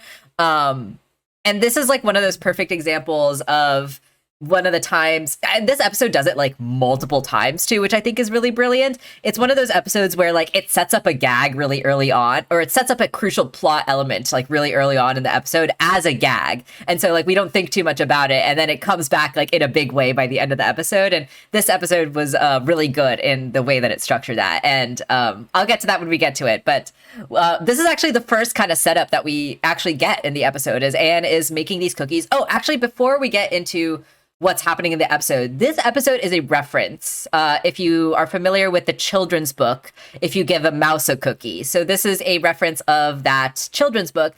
And I haven't read that book since I was a kid. So actually last night I went and looked it up, and it's kind of a weird story when you like think about it. So if you're not familiar with the story, when you give a mouse a cookie, it's basically the story of like this kid who gives a mouse a cookie, and then the mouse is like, it's like, if he asks for a cookie, he's going to want milk. If he's going to want milk, he's going to want a straw. If he wants a straw, he's going to want like this, right? And it goes on and on and on, kind of like that, until the very end of the story where the mouse is like thirsty. It asks for a glass of milk. And then if it asks for a glass of milk, it's going to ask for a cookie, right? And it's a very weird story to me, because to me, the moral of that story seems to be like, if someone asks you for something, don't give it to them. Otherwise, they're going to selfishly keep asking for things until like it just starts all over again. Like that seems to be the moral of the story, which is true sometimes, right? Like people can take advantage of your kindness.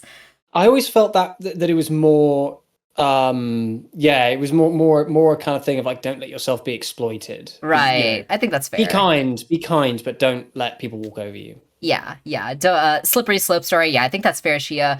I like the way it's done in this Amphibia episode, though, better, because the consequences of giving into the demands aren't just like, oh, they're going to ask for more, but like it will actually get you in trouble, right? Like in this episode, they legitimately get into trouble, which I really liked.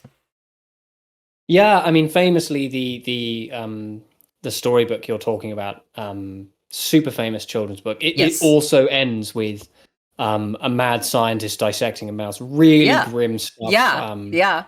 The Don Bluth adaptation really details. Stop it! I hate you so much. I hate you. I freaking hate you so much. Stop. Oh my god, you're ridiculous. Honestly, it's not that far off from what Don Bluth would probably do. Fair enough. All right. So Anne is at the top of the episode making cookies, right? As is in the title. And the cookies are one of the gags that come back later on in the episode, right? Which I really enjoyed. So the cookies that she's making here, her mom is like, why are the planters flooding the lawn? And she's like, sorry, they've been homesick. Thought I would give them a swamp to cheer them up. And Anne's mom is like, they don't look very, very cheery. And we cut away to this really brilliant shot of them like wallowing in the mud. The like chair and the gnome in the background are like sinking into the mud. It's just a very funny visual to see all these sad little planters in the ground. Can I just acknowledge Shia's comment about if you give a mouse a cookie, he's going to want some milk, and it snowballs into a mouse uprising? Yeah. Turns out the book was all just like a metaphor for the Russian Revolution. Turns out. Yeah, exactly, Zoe. The cookies are a Chekhov's gun. That's really well put. Anne says it was working for a bit, now it's not, so now I'm making them cookies, the answer to all life's problems, right? Which it turns out is true by the end of the episode. Ain't that just the truth? Ain't that just the truth? And then Ain't this that is just the way. This is that lesson, right, where Anne's mom kind of says it plainly right at the top. You can't just keep giving them things because you feel bad. They need to learn how to cope on their own, right? Indeed. And I love this bit too, where Anne's mom goes to take one of the cookies, and she's like, how'd you get them so crunchy? And Anne's like, she's like walking backwards doing the finger guns, which is really funny. And she's like, oh, it's the cicadas. Thanks, Mom. And we get this zoom in on this horrifying cookie with like bug parts in it. And I find this also particularly funny because this means that Anne had to like literally go out and like catch a bunch of bugs to cook into this. I don't know. You can get bugs at pet stores. That's true too. That's true. But cicadas? Do you get cicadas at pet stores?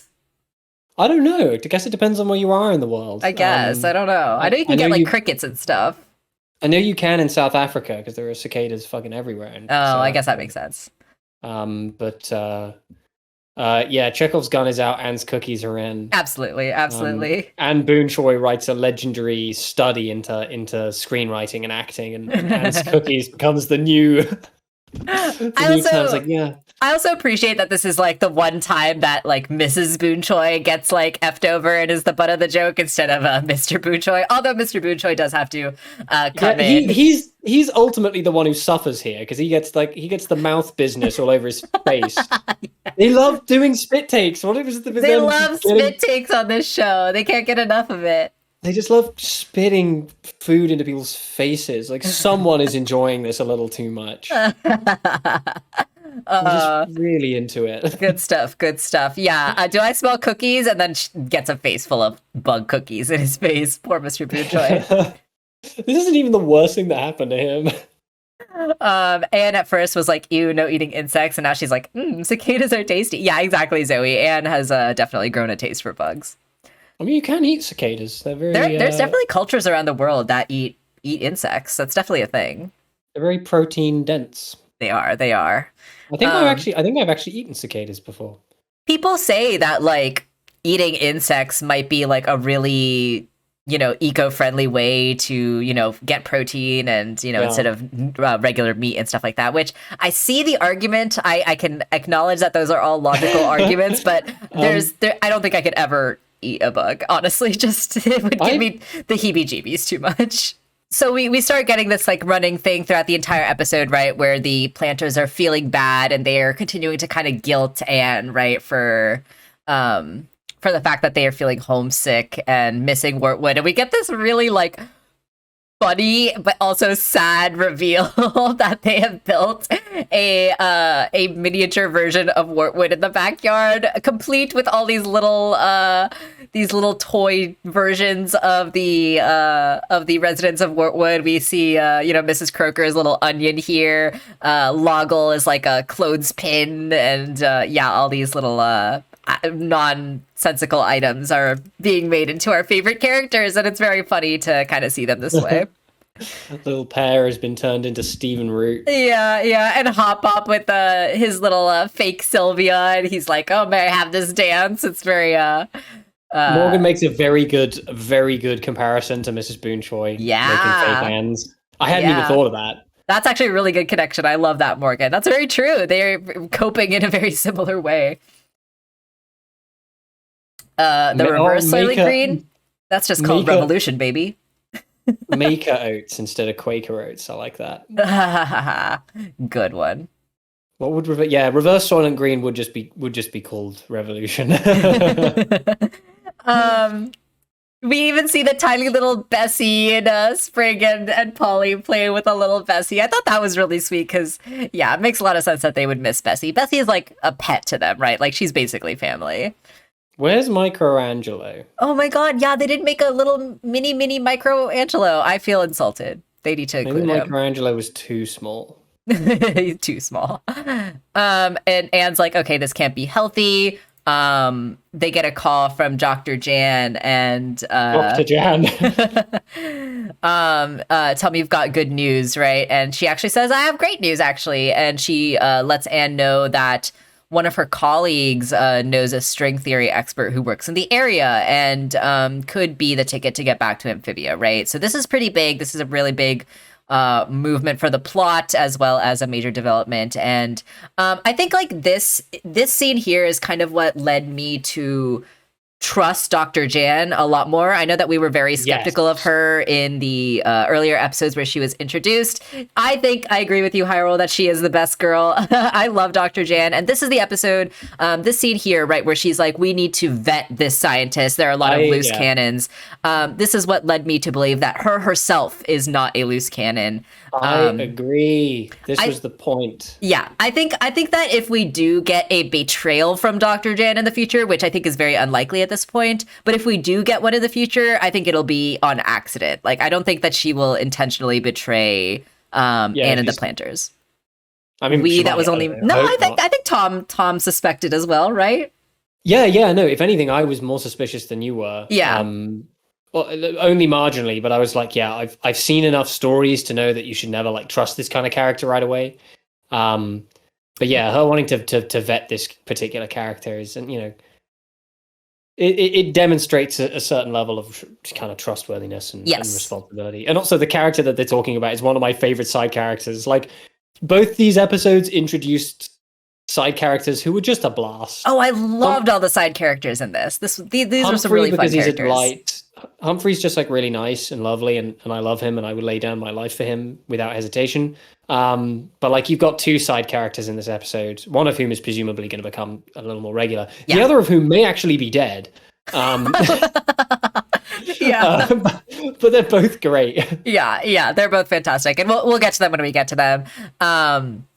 So yeah, Dr. Jan wants to vet and make sure that this person is trustworthy before we start asking them questions about interdimensional travel. And yeah, totally agree, Morgan, that the side characters and the background characters as well are fantastic. We get some really fun recurring background characters for sure.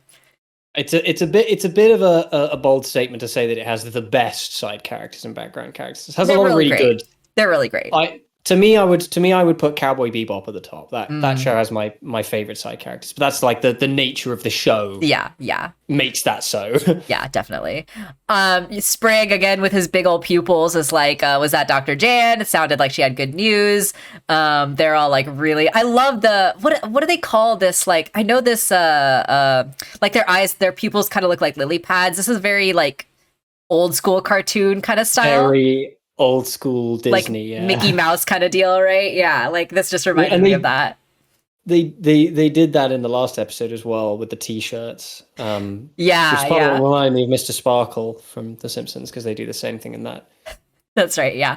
So yeah, I really love that. I love Polly's little, cat face that she's doing here. Whenever characters do the like 3-shaped mouth, I'm a big fan. That's top tier character design right there. Is that the sequel to Heart-Shaped Box? Yes, definitely. I've been locked inside your 3-shaped mouth. Yes, I love Tyler and his fiance. No, Tyler, not clown face you. I'm like Cuphead as well. Yeah, for sure. I love that. No, Tyler, I will not clown face you joke because it's so stupid and it makes no sense. It's so dumb. I love and it. They know it. They're like, we don't. That whole sequence of gags with the clown balloon was hilarious. Like, oh, thank you, Doctor. I think I'm finally over my crippling fear of eye contact. And he sees it, just flips the table. Or the girl who like decides to pursue stand-up comedy. So good, so good. Anyway, back to this episode. No news to report, but they, Hop Op's like, we got to go back to the tiny village, right? And this is what guilts Anne into revealing that actually we know someone that could help us go back. Let's meet this wizard. Anne tries to explain that we can't go right now. It's funny because, Anne in the previous episodes of the season, she was the one who was all like really, go, go, go. We can't take time to stop, at the detriment of, the results, right? She almost got into trouble because she was being hesitant and reckless and not taking a break. And so it's interesting how in this episode, the script is a little flipped where now she's like, hey guys, we need to slow down and take it one step at a time.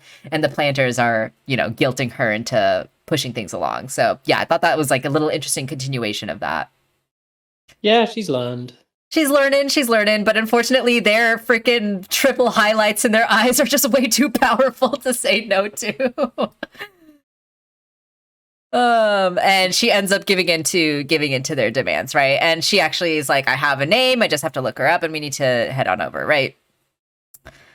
This is fine. It's a good idea. She tries to convince herself, and she tries to get some reassurance from fake Wally. And I love this little cutaway. I thought it was so funny. Fake Wally, also known as Folly. Folly. The folly of man. Indeed. Chance's Folly. 50 points to anybody who can tell me what that's a reference to. I don't know the reference. I know you don't, but somebody in the chat might know what Chance's Folly is a reference to. Possibly. I'm waiting. We get a I see the 3 highlights as horrible soul-taking faces. Yeah, totally. So we cut to a children's museum, right? Dr. Frakes' Brainasium. So it turns out that Dr. Frakes, the scientist that we are, looking into, is a owner of like this fun kind of children's museum. Do you guys have Elder Scrolls? Is it Elder Scrolls? It is, yeah. It's a book in the Elder Scrolls. Gotcha. She says your face, which I think is the more accurate one. You guys just coming in here, just laying it on thick. Unbelievable. Have you been to? Yes, you get 50 points. Do you get? Do you have these kind of fun like children's museums where you are, Tom?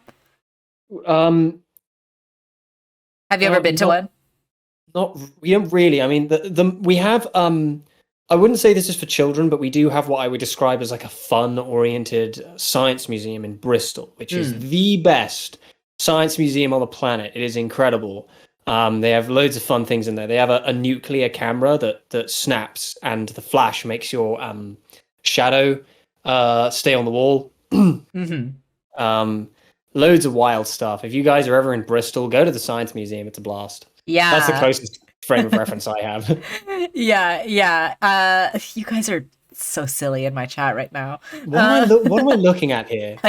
Someone tried to do a D's nuts joke. I'm not going to acknowledge you, Zoe. That's not. We have a couple of these like fun science museums, close by as well. There's one in the area that's close to me that is a science and tech museum. And I actually, when I was in high school, we had one of our like school dances at that museum, and so it was like our winter formal or whatever. So me and the guy I was dating at the time went to this dance together, and we spent the whole time like barely on the dance floor and just doing like the fun little like science exhibits and like doing the little earthquake simulation and like doing the little like games and stuff. So yeah, we were preoccupied that day. So I have a lot of fun at these kind of museums. I've also been to one in Oregon at one point in my life that is actually specifically like for children, like it's more directed for children. And that one was also really fun. There's a lot of cool stuff at these kind of museums. So if you have one in your area, I highly recommend you check it out because they could be really fun. And go to Bristol. Bristol's a cool place. Yeah, just swing by Bristol if you're ever in the UK. Bristol. But yeah, we get a lot of like, I love the design of this place. I think it's like really fun. Again, it's like one of those sets in Amphibia that just has a lot of detail, has a lot of color. We get, these cardiovascular system in the back, the little earth in the back. There's a bunch of different kind of stuff here. Yeah, just I thought this was really cool and really fun. We got a little VR station. We've got this little like sound travel-y thingy where the little girl like screams into the one end of the pipe and it comes out and like blasts the adult on the face, and it's quite funny. And then here's where we get the second Chekhov's gun, right, of the episode, that eventually combine at the end. But we get this little gag here, right, where the scientist is giving this little tour to these kids, and it's like whoever can answer the question gets a snack. And we see freaking how rabid these like children can be, right, and how monstrous they can be. And they climb all over this guy and try to get the snacks, and they're like literally like animals. They're like, snacks, we gotta get the snacks. And I think that was really funny and a really good setup to what comes later.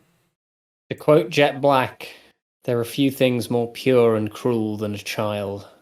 True. Yeah, Zoe, the artists continue to flex on the backgrounds. It's always so impressive. Yeah, the kids are also like zombies, Morgan. That's so true. This episode was directed by George Romero. I love this little moment that we get with Sprig here too, because we see Sprig. This is a recurring character trait for him too, right? Like when we saw him in the mall, he just like wanted to touch everything and like wanted to play with everything. So this place, I can imagine, is like literally heaven for Sprig. Like just stuff for him to like play with and get his hands on and like mess around with. Like I love that we get his little like moment of excitement here with like his little finger waggles. Like that's just so adorable. I do love that they sell plushies of the scientist. Yeah, that's true. I love this scientist. She's just like such a huge asshole, and she's just so much fun. She's definitely dead. Oh, absolutely. Morgan says, "Can confirm children are menaces. My 4-year-old sister's a walking example." That's funny. Yeah, and the plushies of the scientist. So yeah, she's obviously very. We get this idea that she's very obsessed with herself, right? We get the jokes later where she loves naming things after herself. Yes, science is the pursuit of having things named after you. Yep. So, and the Dr. Frakes Brainasium is the name of this place. So yeah, it's very clear that she's very into herself. I mean, a couple of things. First of all, I really, really hope that she's named after Jonathan Frakes. Probably isn't. But I like to hope that she is, because I love Jonathan Frakes. Second of all, if they ever make a Dr. Jan plushie, yes, I'll take their entire stock. Yes. We get the reveal of the next best character that we get in this show. I absolutely love Terry. This little detail too is something I didn't notice the first time I watched, but I noticed this when I rewatched it. She has a little pin on her lab coat that is like a little slice of pie that has like the pie symbol on it. So yeah, freaking adorable. Love her. Love the blue hair. I think that she's just super adorable, and she's voiced by Kate Micucci. Kate Micucci, yeah. Anytime Kate Micucci shows up in a thing, it just makes me a little happier. Oh, it does too. Like I immediately recognized her voice and I was like, oh my god, it's Kate Micucci. And I know Kate Micucci from, of course, playing Sadie on Steven Universe. That is probably what y'all know her from as well. I also know her from, if y'all are as old as me and remember Garfunkel and Oates, like back in the day. I don't think she does it anymore, right? But she used to be part of this like musical duo called Garfunkel and Oates. Yeah. Which was, I think that was like a portmanteau of Hall and Oates and Simon and Garfunkel. Yeah, and they just mashed them together. Yeah. So she's like a super talented musician. Actually, they wrote her in as like a love interest to Ted in Scrubs, and she got to be musical in that. Oh, that's right. Cute. She was in Scrubs too. I absolutely loved her in Scrubs. What a magnificent show. Yeah, for sure. But yeah, Kate Micucci, I'm a huge fan. I love to hear her voice, and she has also very, unique, distinct voice. And I think it's very fitting for this character, right? Like Terry has got that little bit of like awkwardness to her, a little bit of nerdiness to her. Hair.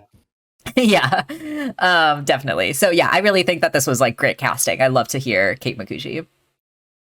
She's Webby from DuckTales too. I've actually not watched DuckTales yet, Morgan. That's one of the ones that I really want to watch that I haven't yet. But yeah, that's cool that she's in that show too. I just know that DuckTales has a theme that sounds like Footloose. Yeah, that's true. It is kind of similar, huh? Again, we get another mention of the kids and the snacks here, right? Like this is what I actually really like about this episode. Like the kids and the snacks thing kept being brought up like multiple times like throughout the episode, and it's still kind of surprised me and like got me when it turned out like, you know, at the end to be the crucial moment, right? So yeah, this episode was just brilliantly written. I thought it was really well done.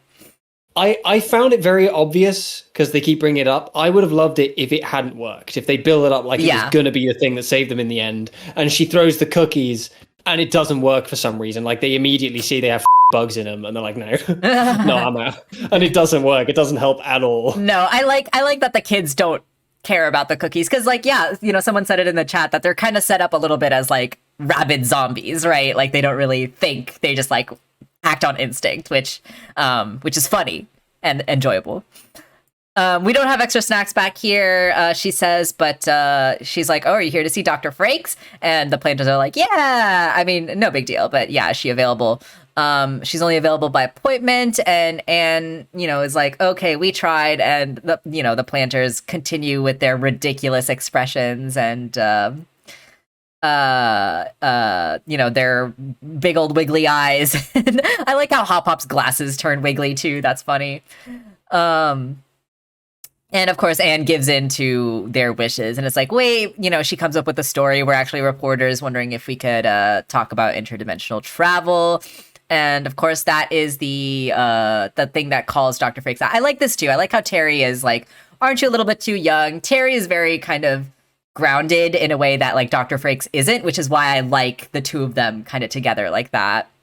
Dr. Frakes is just a massive asshole, and I find her hysterical. She's hilarious. I absolutely love her. And, you know, I talked about Hilda on the stream before, but she very much reminds me of Victoria Van Gale from Hilda, you know, the crazy amoral scientist. Maybe Victoria Van Gale is a little more like... Victoria Van Gale is definitely better. Like Victoria Van Gale isn't a narcissist. The downfall of Victoria Van Gale is that she has good intentions and bad methods, right? Yes. You know, yeah. She, you know, a world where you can control the weather means a world where you can guarantee crop circulation, right? Yeah. And that could literally solve, you know, that can solve drought, that can solve famine. Yeah, or like how she tries to solve the housing crisis, right? But with the Nissa space, yeah. So she has good intentions, but bad methods. But methods. But the amorality justify the means, kind of thing. Yeah. But the amorality and like crazy scientist and the gray hair, honestly, is what gave me those vibes. To be honest, I would compare this character more to Hubert Farnsworth. Yeah, that's a great comparison. Hubert Farnsworth is also a huge asshole. Absolutely. And just a fun asshole to watch. Yeah, for sure. And yeah, Morgan, that is a good point with Victoria. She only cares about humans. But this lady only cares about herself, right? Dr. Frakes is only interested in discovering things to name after herself and to, you know, become a famous scientist by being the one to, you know, discover frogs, frog people, or interdimensional travel. She calls them Frakes frogs at one point, right? So yeah, it's she's very into herself, which is clear. They're able to get her attention with the with the fake reporter story. She says that, oh, nothing big, it's just a portal to another dimension, and they repeat it in surprise, a portal to another dimension, which is fun. And so they end up going back into her lab. And I like this Dr. Frakes, what is it? Dr. Frakes Super Mega Cool Playlist 2003. So this is the playlist that she's had for several years at this point. So yeah, again, very, very into this idea of like, this is my cool playlist. This is the playlist to make me look cool, right? She's very into her own image and that kind of stuff, right? So yeah. She's exactly how I imagine Farnsworth would have been if he were a little younger and had more energy. Yeah, for sure. Like, she might be old, but Farnsworth is like 200. He's like stupid old. Yeah. Polly, says like, wow, there's so many things named after you. And, we get this line from her where she's like, the pursuit of knowledge or the pursuit of science is to name things after yourself. And, I like this, that we get this counter from Terry, right? Again, she's really grounded in and like humble, and she's like, no, isn't the pursuit of knowledge for the sake of knowledge and to help people, right? And whereas Dr. Frakes is like, no, don't be stupid, right? Wait, I got it. I have it. I've got it. Yeah. I've got it. Dr. Frakes is the love child of Hubert Farnsworth and Grunkle Stan. I can see it. I can see it. Can you see it? You're looking at her face. That's like, and the energy. It's like they took Farnsworth and Grunkle Stan and just mashed them together. Yeah. And made this little person. I love that. I love that. Full of like self-centered con man energy and amoral scientist energy. Yeah. Yeah, May, I thought it was so funny that she named her playlist that. And yeah, Morgan, she would make you say the entire name of the playlist. It's either one that she's had since 2003 or she had made at least a 2003 playlist. Yeah, I think she's had this since 2003. I prefer the second interpretation, that she has like at least 2003 playlists in total. That's also possibly more. That's also funny. Can't stop fangirling over the fact that the Owl House and Amphibia. Yeah, so we get this reference, right? In a bit. Mr. Freak. Yeah, let's talk about that as and when. Yeah, we'll get there in a second, Rooster. So we get this reveal, right? I really loved this little connection, this little backstory we got to.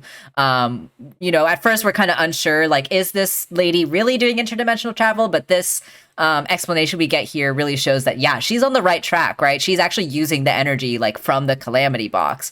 This happened a few months ago where the Calamity Box, we get this scene again, and we get this like kind of more information about this scene, right? Like it turns out it wasn't just the girls who were affected by the opening of the Calamity Box, but it had like a rippling effect on the greater area as well, right? Like this giant beam going up in the sky. Again, just shout out to the background designers for the cityscape. It looks amazing. And then we get, the electricity kind of crackling through the wires, and the science lab is kind of messed up. And I love this callback as well, where Dr. Frakes is actually listening to the Skip Man that we have seen in a previous episode. Speaking of the, Grunkle Stan episode, this was seen in that episode in season 2. I'm telling you, this is Grunkle Stan and Hubert Farnsworth mashed together. I'm telling you. All the signs are there. It's all connected. And the portal opens up, and, they almost get sucked in. Terry's like holding Dr. Frakes, and Dr. Frakes loses the Skip Man, and it ends up going through the portal. So I love that we kind of get the loop closed on that, right? Because, we talked a little bit during a previous stream about how there must have been some other moment where Amphibia and Earth had crossed over at some point, because the Skip Man was in Amphibia, right? So I like that we get the backstory to that, and we kind of figure out, okay, now this is where it came from, and now so we don't have to wonder like, oh, did a human come to Amphibia at a time before? Because this is actually the solution to that. So I liked this reveal. I thought it was well done. Indeed. I wonder if all the songs on her playlist are from the Skip Man. Yeah, I would think so. All the songs on her playlist, except for the one that you're hearing right now, it's just like, what would be the perfect song? It would have to just be one song on repeat 78 times. What is the song? What do people think the song would be? Yeah, tell us in the chat what you think, what songs you think are on her playlist. I'm trying to think what I think the song would be. Yeah. It was a good reveal. Cool that they did it. Yeah, I really liked the reveal. So Dr. Frakes says that we're able to repeat the anomaly several times, but no matter how many times, no one tends to believe me, and she's really frustrated with that. And we get this really fun gag here, right, where she reveals that she has images of these other worlds, but because of the magnetic distortion or whatever, they're all blurry. And of course, we all immediately recognize this one that's on the left here. We get this really fun little Easter egg. I love the way that Owl House and Amphibia continue to reference each other's shows. I don't think we're supposed to read too much deeply. See, now here's where I finally am going to disagree with that stance, right? Oh, okay. About the not reading too deeply into it. I don't think they're going to go anywhere with it. And if they did, it would be really cool. Don't get me wrong. Like if they built up to something, even if it was just like a special, because crossover specials have happened before. Yeah. And especially, you've seen the Hanna-Barbera properties do it constantly, and they still do it. So it's not impossible. I don't think I'm in the camp that thinks a crossover episode is going to happen. Yeah. But, right, the thing is with, like, Hunter having a Sprig toy, that's just a nod. That's just a little nod. That's just a little fun. that's just a little fun thing for the fans to look at and go, oh, I recognize Sprig. They recognize the other character from Big City Greens, which I've not seen. And, Yeah. Pop Pop on the cover of the biology book. Those are just nods. They're a tip of the hat to a fellow creator. This is like canonical evidence that she put her head through a portal in a canon where interdimensional travel exists. Yeah. And true. they saw the Owl House. Like, that's whether we like it or not, that's just canon. Whether they're going to do something with it, I don't think so. Yeah. But that's canon. No. And that's what I mean by, like, I don't want to get too deep into it. Like, I don't think that we're going to see Owl House character, or I don't know, maybe. I don't want to say never, I really don't know. Never say die. It would be really nice to see a crossover. That would, of course, be spectacular and loads of fun, and, you wouldn't say no to it. I don't personally think it's likely. Yeah. But we can't. We this is canon now. This is now canon. Yes, this is a canonical. This is not a joke. Yeah, I do enjoy this a lot, and I would love to get more little references to the Owl House in this too. Yeah, so I really enjoyed this. I thought it was fun.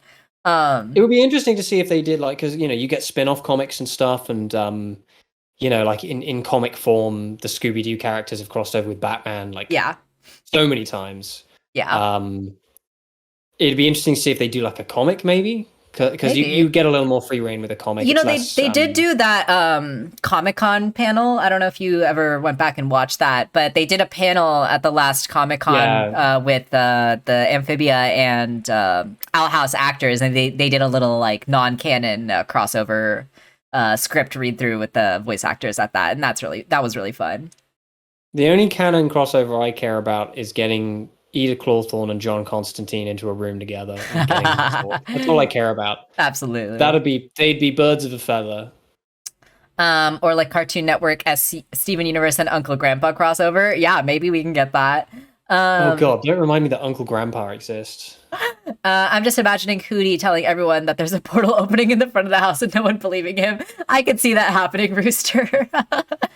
Does that mean... I think the in-between from yesterday's lie also exists in the show? I think that's fair to say, Morgan. I think that's fair to say. Sorry, I used to talk about Hootie snapping Andreas like a twig. I was just about to say, like, the last episode is an endgame thing where, like, all the characters from these different shows come through a portal, and then there's just, like, Hootie coming through, just ending it all very quickly. Yeah. Hootie could kill Andreas, I've no doubt about that. Yeah. Hootie's power is untapped.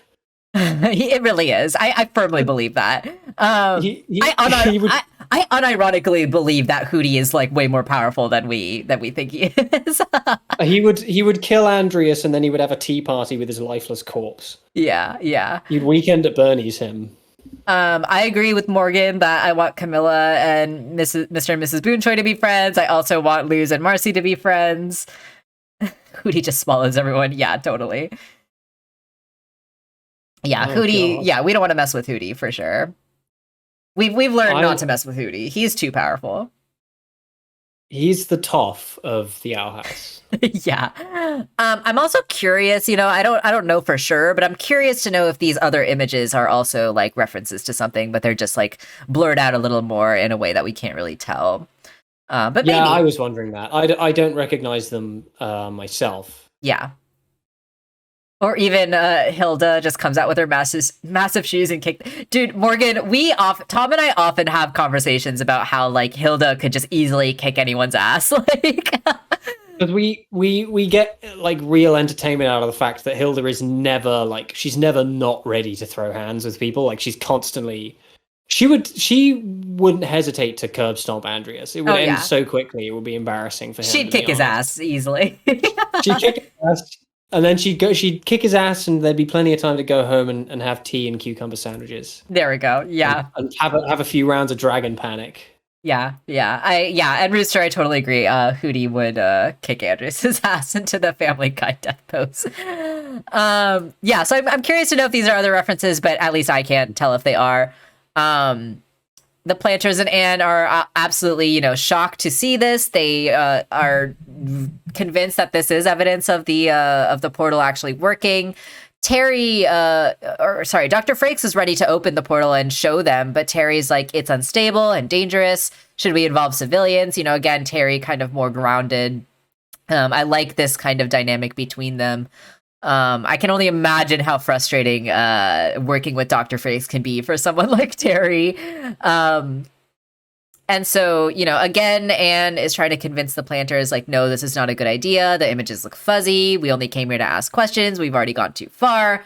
And this is where I, really got frustrated with, not really frustrated, but I was like really frustrated with the planters continuing to guilt here, because like they're saying like, oh, we just want to take a peek into it just so we could see Amphibia, and like, yeah, I guess I didn't really get that. I was like, why would you just want to take a peek if it's like gonna open? Like, wouldn't we want to go back? Yeah, I don't know. I just quite didn't sit right with me, I guess. But because it's the thing of like, it's not stable enough for anyone to go through, but it is stable enough to take a look. I guess, yeah, I guess that's so. because she mentions like she just doesn't have the raw power to hold it open for very long. Okay, well, it's more of a visage of a portal than a portal that can be safely transported through. Okay. I guess in that case, that makes it a little better for me.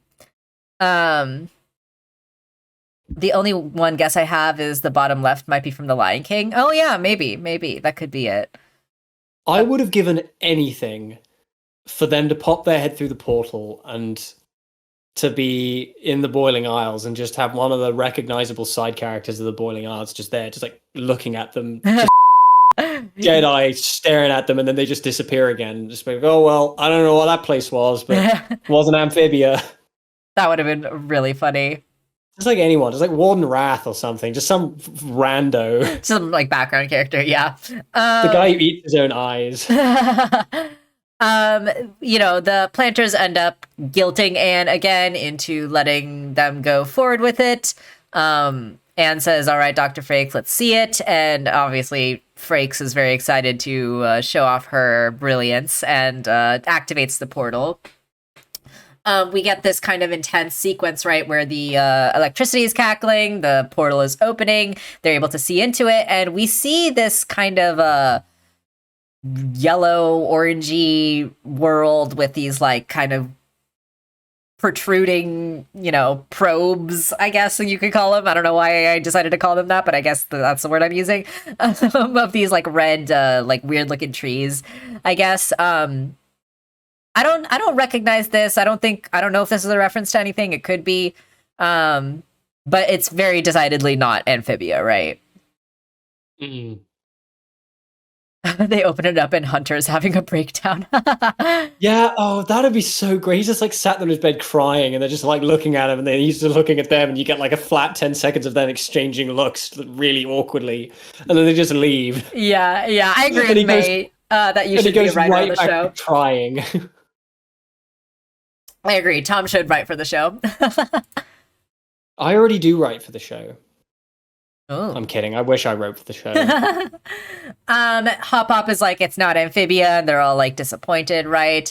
And then we end up having this, like, you know, the consequence now that's come from their actions, right? We get this kind of blast of electricity, and that is what blows the disguises off of the planters and reveals to the scientists that they are not, in fact, humans, and in fact, frog people. You know, Frakes also says, like, were you guys always giant talking frogs? Giant frogs?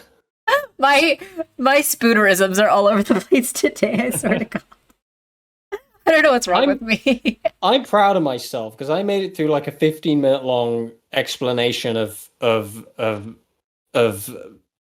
meta-analysis without making an ass of myself. But I keep just messing up every other word.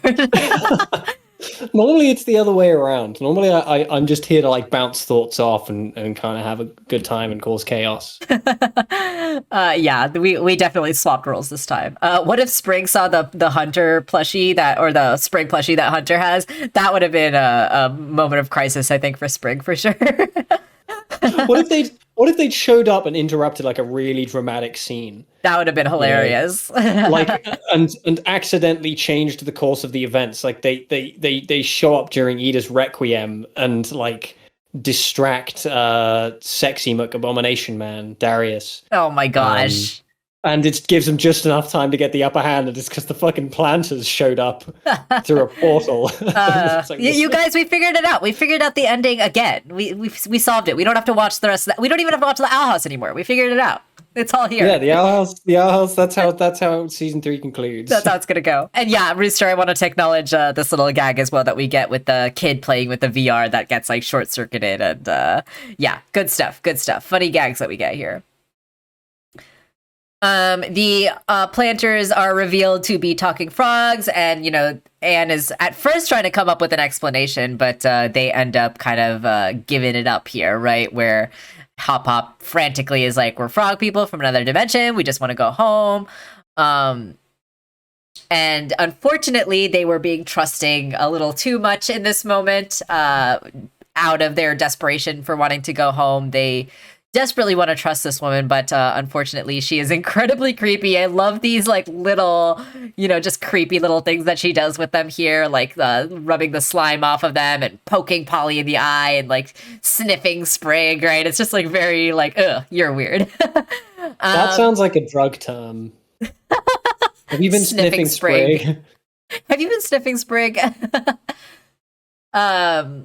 Matt Bradley broke out into this house to tell you that stop spoiling the show.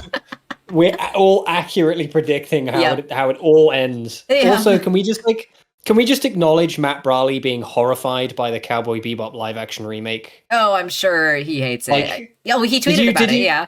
Yeah, I showed you the tweet of him just being like, I can't believe this is real. This can't be real. Yeah, that's so funny. I already had respect for him, but I gained like a honest kindred connection in that moment, because that devastated me. The state of that remake devastated me. Yeah, I feel that. I can't believe it too, May, that we've actually got the real Matt Bradley on the stream. Welcome, Matt. Thanks for joining us. Frake says, clear my schedule and activate the Frake field or whatever. And she scoops up the planters, right, in her like force field watch, and is like, yeah, I'm going to be famous with the Frakes frogs, right? And really emphasizing the fact that she's very selfish and only kind of cares about discovering things for her own self-gain. She just wants street cred. Yeah. Anne is like, come back with my frog family, and Terry is running behind her, and Anne's like, don't try and stop me, Terry. And we get this nice reveal here, right, where Terry's like, Frakes might be a genius, but that doesn't mean she can kidnap people, right? Terry, again, very grounded, definitely comparatively a very good person, especially in contrast to Frakes. She sees science as a pursuit of knowledge, as a way to help people, and we can't just like go around kidnapping people for our own egos, right? Wait, you can't? Tom, do you have something you want to say to us? I just need to go down to my basement real quick. I'll be right back. Oh my gosh. You're ridiculous.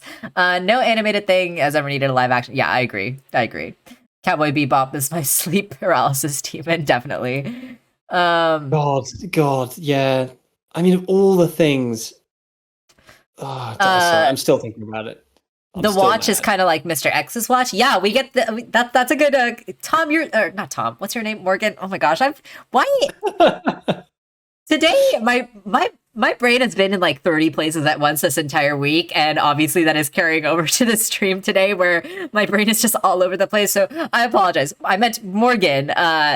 I love that you have a lot of these observances that we don't catch. But so I that's a good catch. That Mr. X's watch is high tech as well, along with Frakes. Did you just say observances? Is that wrong? Observations. Observations. You guys, today's not my day. Well, if it makes you feel any better, the entire time we've been talking, I've been scouring the internet for puppos. Oh, that does make me feel better. Thank you. There's some premium puppos in here.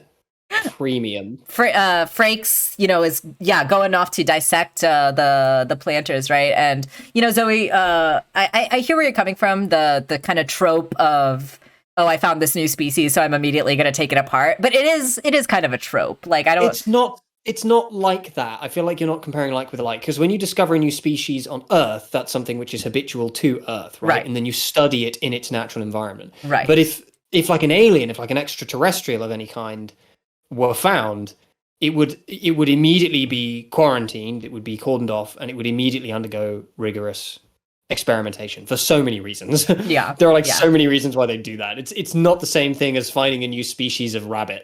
Yeah. It's very different. Yeah. Morgan, you're so funny. Yeah, everyone knows that you hold every new species you find, like a CSGO knife. CSGO? I don't know what that is. Anyway. Counter-Strike Global Offensive. I hate that I know that, but I do. Got it, okay.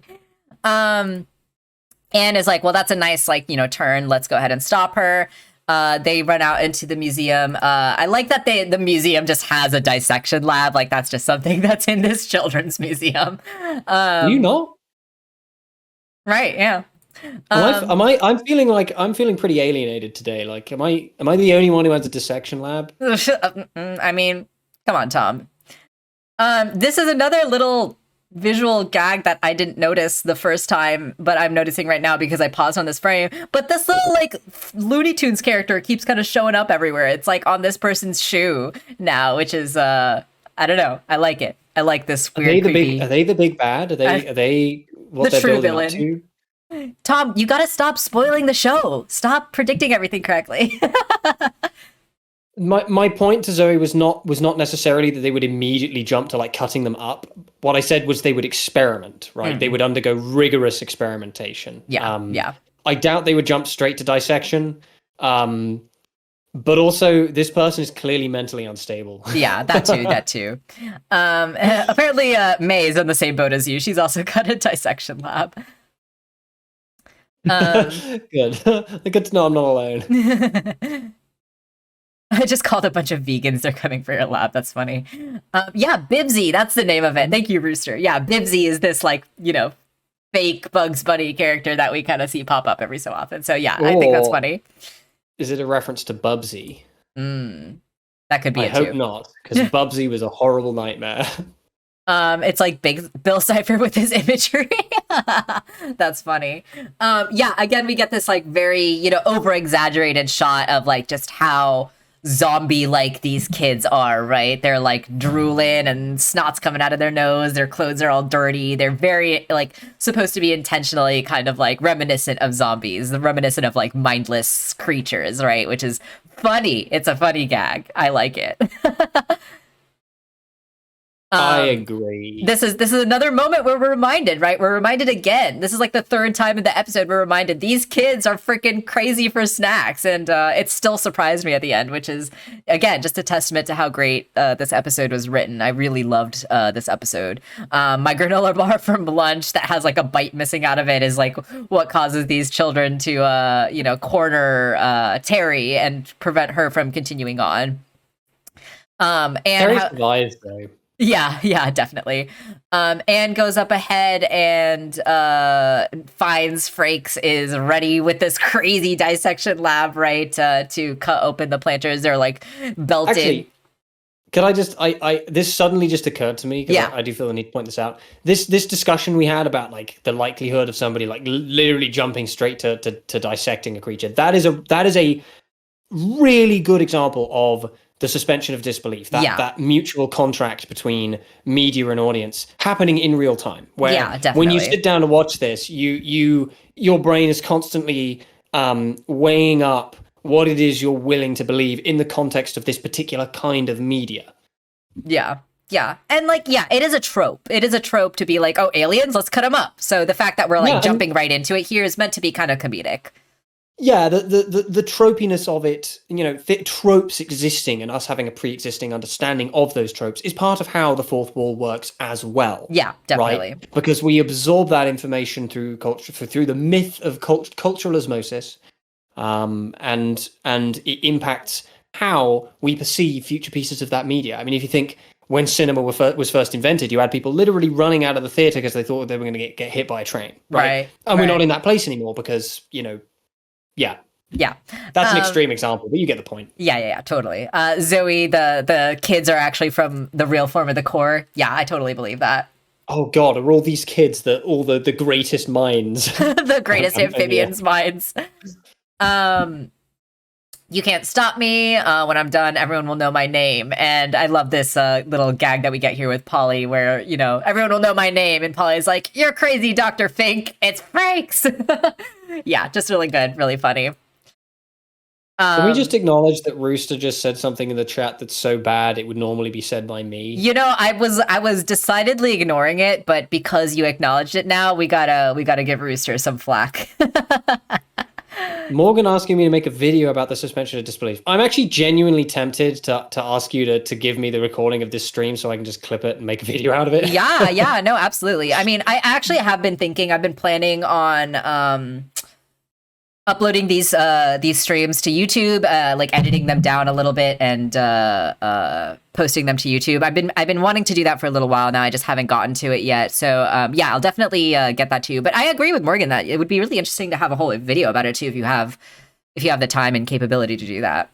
I have so many things to say. It's a fascinating, incredibly multifaceted topic that functions. It's like constantly evolving and constantly, an ongoing dialogue between the individual viewer and what you're watching in real time, because there is always going to be a point where something pushes the fourth wall a little too hard, and it begins to crumble, and you begin to start thinking, this doesn't make sense. Yeah. And also, Rooster, you don't need to apologize. You should be proud of the horrible thing you said. You got to own it.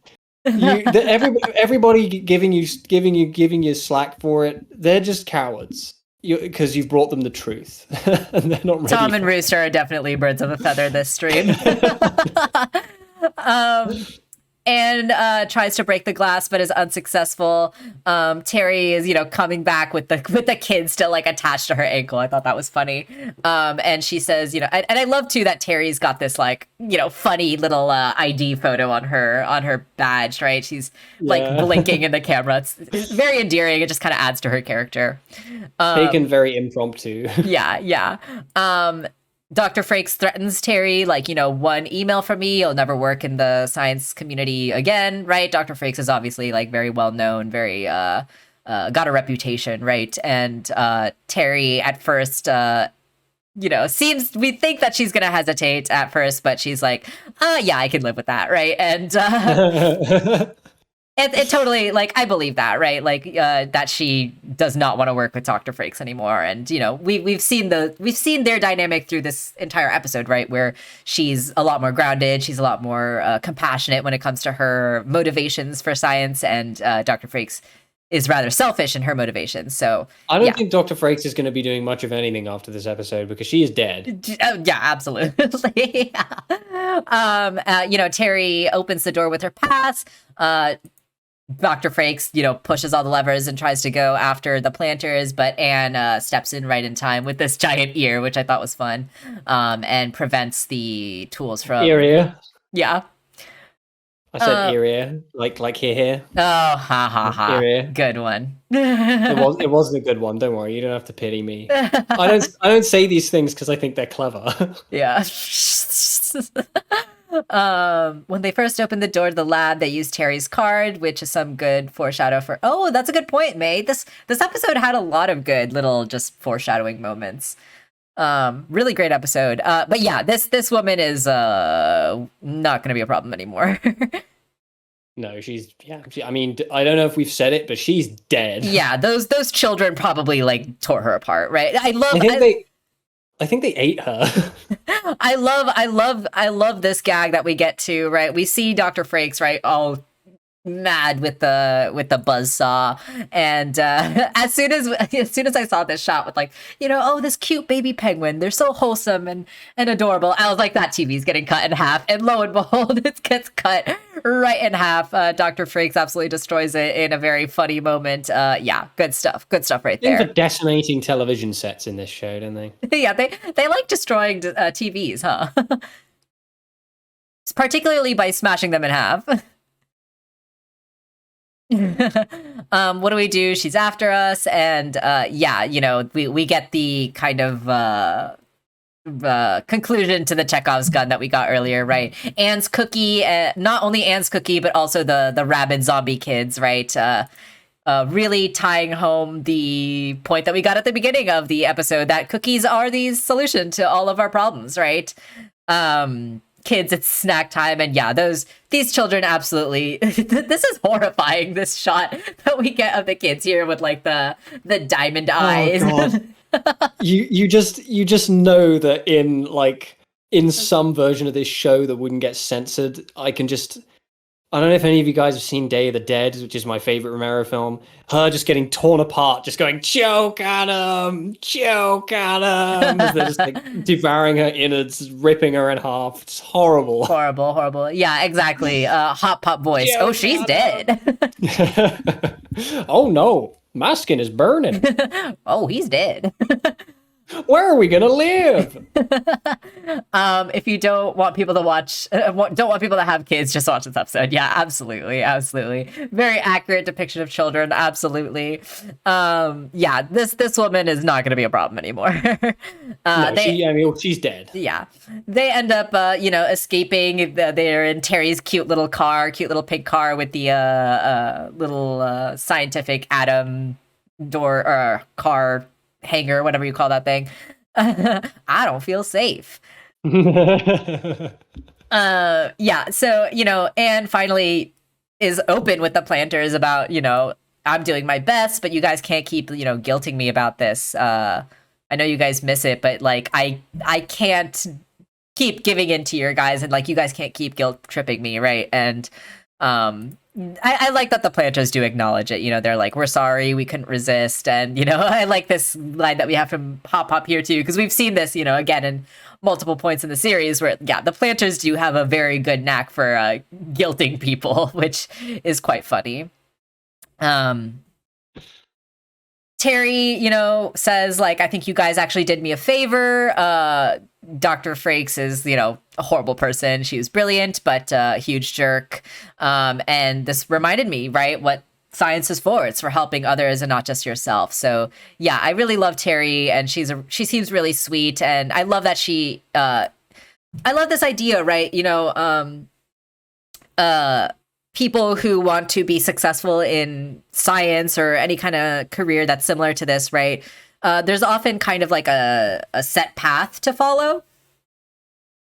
And the thing that Terry kind of demonstrates, right, is that like you don't have to, work for people who are jerks. You don't have to follow like the normal way that careers are kind of like expected to go. Like you can go off and like do your own thing. You can follow your own values, and stick to your own integrity and continue on your own path. And Terry even says like we'll get a grant when we manage to build the portal and everything, right? So I really like that kind of message with Terry. We don't have to continue following our jerk bosses. We can find our own paths. In other words, in a world full of Elon Musks, be a Doc Brown. Yeah. Beautifully said. You haven't even seen Back to the Future, so that means nothing. I saw the first one. I saw the first Back to the Future. Oh my God, you saw a movie? This is astonishing. Well, I'm glad you got the reference. That's good. Doc Brown is great. You guys are so mean to me. Wait, can you blame us? This is so unreasonable. I don't like to drive, but I want Terry's car. Yeah, Terry's car is adorable. I love it. I wonder if Dr. Jan can hook Terry up with a better science job. I would love that, Hyrule. Because we know. Well, I don't see. The thing is, I don't know how much science Dr. Jan does anymore. We know that she used to do like dinosaur bones digs. She's a historian and archaeologist, which is a very, very different kind of field. So. Yeah, not quite a scientist, but she could know other scientists. She is a scientist. It's just a different field of science to like quantum physics. Yeah. So I'm curious too, Hyrule, if Dr. Jan will help out Terry in some way. Terry, like I said, I really do love that Terry is kind of forging her own path here, and that also really endears me to her character. I really like her a lot, and I'm excited to see more of her because it does seem like, at least with Terry, it seems pretty clear that we're gonna see her more regularly at this point. She's very gender. She is so gender. Oh my gosh, I love her hair. I love the blue hair. She's got blue hair and pronouns. Yeah, I love her design. I think she's adorable. I love that Kate Micucci is voicing her. I love that she's just this really kind, sweet character. And yeah, I really did dig the side characters in these two episodes. So fun, so awesome. Love that we're getting these like iconic voice actors as well. Yeah, I adore Terry. Wallace Shawn and Kate Micucci. Blue hair Good pronouns. time. I want to meet them. Exactly, Shia. Exactly. That mean I should dye my hair blue? Ooh, that'd be cute. I I'm love already this cute. little visual gag too here that maybe people who are not familiar with California or Los Angeles like maybe not find as funny, but I thought this was really funny with the absolutely insane traffic completely clogging up one side of the road. Yeah, LA traffic. She knows what I'm talking about. It's so accurate though, where like one street is like totally empty because everyone's like going in one direction, right? So like one street is absolutely at a standstill. It looks like it's 4 to 6 p.m. This is absolutely rush hour, 100%. And we get this kind of like last little gag at the end too, right? Where the planters very much prove their guilting abilities, and Sprig is like, "Can I try driving the car?" And Terry's like, "I don't see why not." She's obviously very easy to give into demands, right? And we get this just little fun visual gag of the car like swerving to the side as they drive into the sunset. So yeah, just a really fun, sweet way to end the episode. I really enjoyed this. Indeed. Wonderful episode. Dr. Frakes was a fun time. Yes. One day I will was be a good blue hair time. and pronouns. I believe in you, Rooster. Totally believe in you. I believe in you. We all believe in you. So yeah, that was the end of the episode. So we are getting kind of set up, I think, for the next episode here, right? Terry is about to build the portal, and we did get a short little preview for the next episode, and it seems like Andreas is going to be involved somehow because he was there in one shot. So I'm wondering if this portal is going to end up actually coming to fruition by the next episode, and maybe we'll get back to Amphibia for the rest of season 3. I don't know. It's certainly curious. It is. I don't know why I said it like that. Yeah, and so the next episode is going to be the holiday special, and it's going to be a 23-minute episode, and it's going to be the one with Rebecca Sugar's song in it. So I'm really excited for that. I'm gonna cry. I'm definitely going to cry. I'll be surprised if it doesn't make me cry. Rebecca Sugar has the opposite effect on me to RuPaul, where like hearing her voice, seeing her name, seeing her face, just like Instant joy. instant joy, an impossible fountain of talent. Yes, absolutely. I'm not ready. Also, which is worse, Fruity, Tootie, and Nudie? Oh my god. Can I say all three? I think Tootie is pretty bad. Tootie's pretty horrifying. Tootie's pretty bad. That just sounds like fart. Oh gosh. Forbidden Calamity Trio. Oh my gosh. Y'all are ridiculous. May's gonna go watch those shows, so there we go. Yeah. Awesome. Nice. Cool. Yeah, so I've got anything else we want to say about this episode before we kind of wrap it up? No. I've said everything. I feel like I most of my thoughts were like way at the beginning of the Yeah, beginning for of sure. the stream. I'm really excited for next week's episode, the holiday special, Rebecca Sugar song, the what do you call it? The description for the episode is Anne attempts to surprise her mom with a tie-go float for the city Christmas parade while the planters struggle to understand the holiday. That'll be fun. Meanwhile, King Andreas prepares a deadly surprise. So yeah, I think we are going to get... I don't know if we're going to get the portal to Amphibia. Maybe Andreas will just send something with the Calamity Box to Earth and maybe like reveal right to Earth that there's an invasion that's oncoming. I wonder if Mr. X is going to get involved. Maybe this is the episode. Maybe Mr. X gets infected with the Christmas spirit, and this is the episode where he turns a new leaf and joins our side and fights against Andreas. I don't know. Those are kind of my predictions.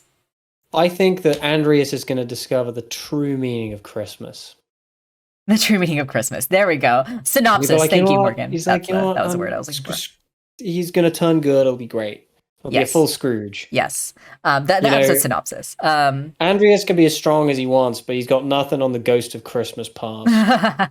True. That son of a bitch will drag the goodness out of anyone. And yeah, Zoe, that's also my prediction. I'm predicting that I'm going to cry this next episode. I probably will. I always cry, just in general, just every day when I wake up. Oh, and I realize I'm still alive. No. So yeah, next week is going to be our last Amphibia discussion stream for a while. The show is going on hiatus after that. And yeah, thank you guys so much for supporting me for, this past year and hanging out and discussing all these favorite amazing cartoons with me. I've had so much fun doing these streams and hanging out with y'all. Yeah, a whole year is just crazy to think about. And thank you, Shia. Again, you are doing this mod thing totally voluntarily, just out of the kindness of your heart. And you are easily one of the best friends I also made since I started streaming. So thank you, Shia. And also thank you, Tom, for continuing to join me on my streams and be my guest. I love having the second voice on the stream. I love having the dialogue. I think it's just more fun and more engaging that way. So thank you, Tom. And thank you, everyone, for hanging out with me for a year. And yes, everyone hydrate. Bother people about meta-analysis. Everyone take a drink of water. I have unfortunately run out of strawberry milkshake. It's not there. We've been at this for more than 3 hours now. I feel like we are good to wrap up. But yeah, again, thank you all so much for hanging out. I hope to see you in the future streams, either this weekend for the anniversary streams or next Sunday for our final Amphibia discussion stream, at least for now, until we get the show coming back from hiatus. So hopefully we'll see you there. Thank you guys so much again. Stay safe. Have a good rest of your Sunday, everyone. You guys are silly. I love you all. Stay safe, everyone. Take care. Vote for Tom in the poll. And, we'll see you next week. Take care, everyone. Bye-bye. Bye.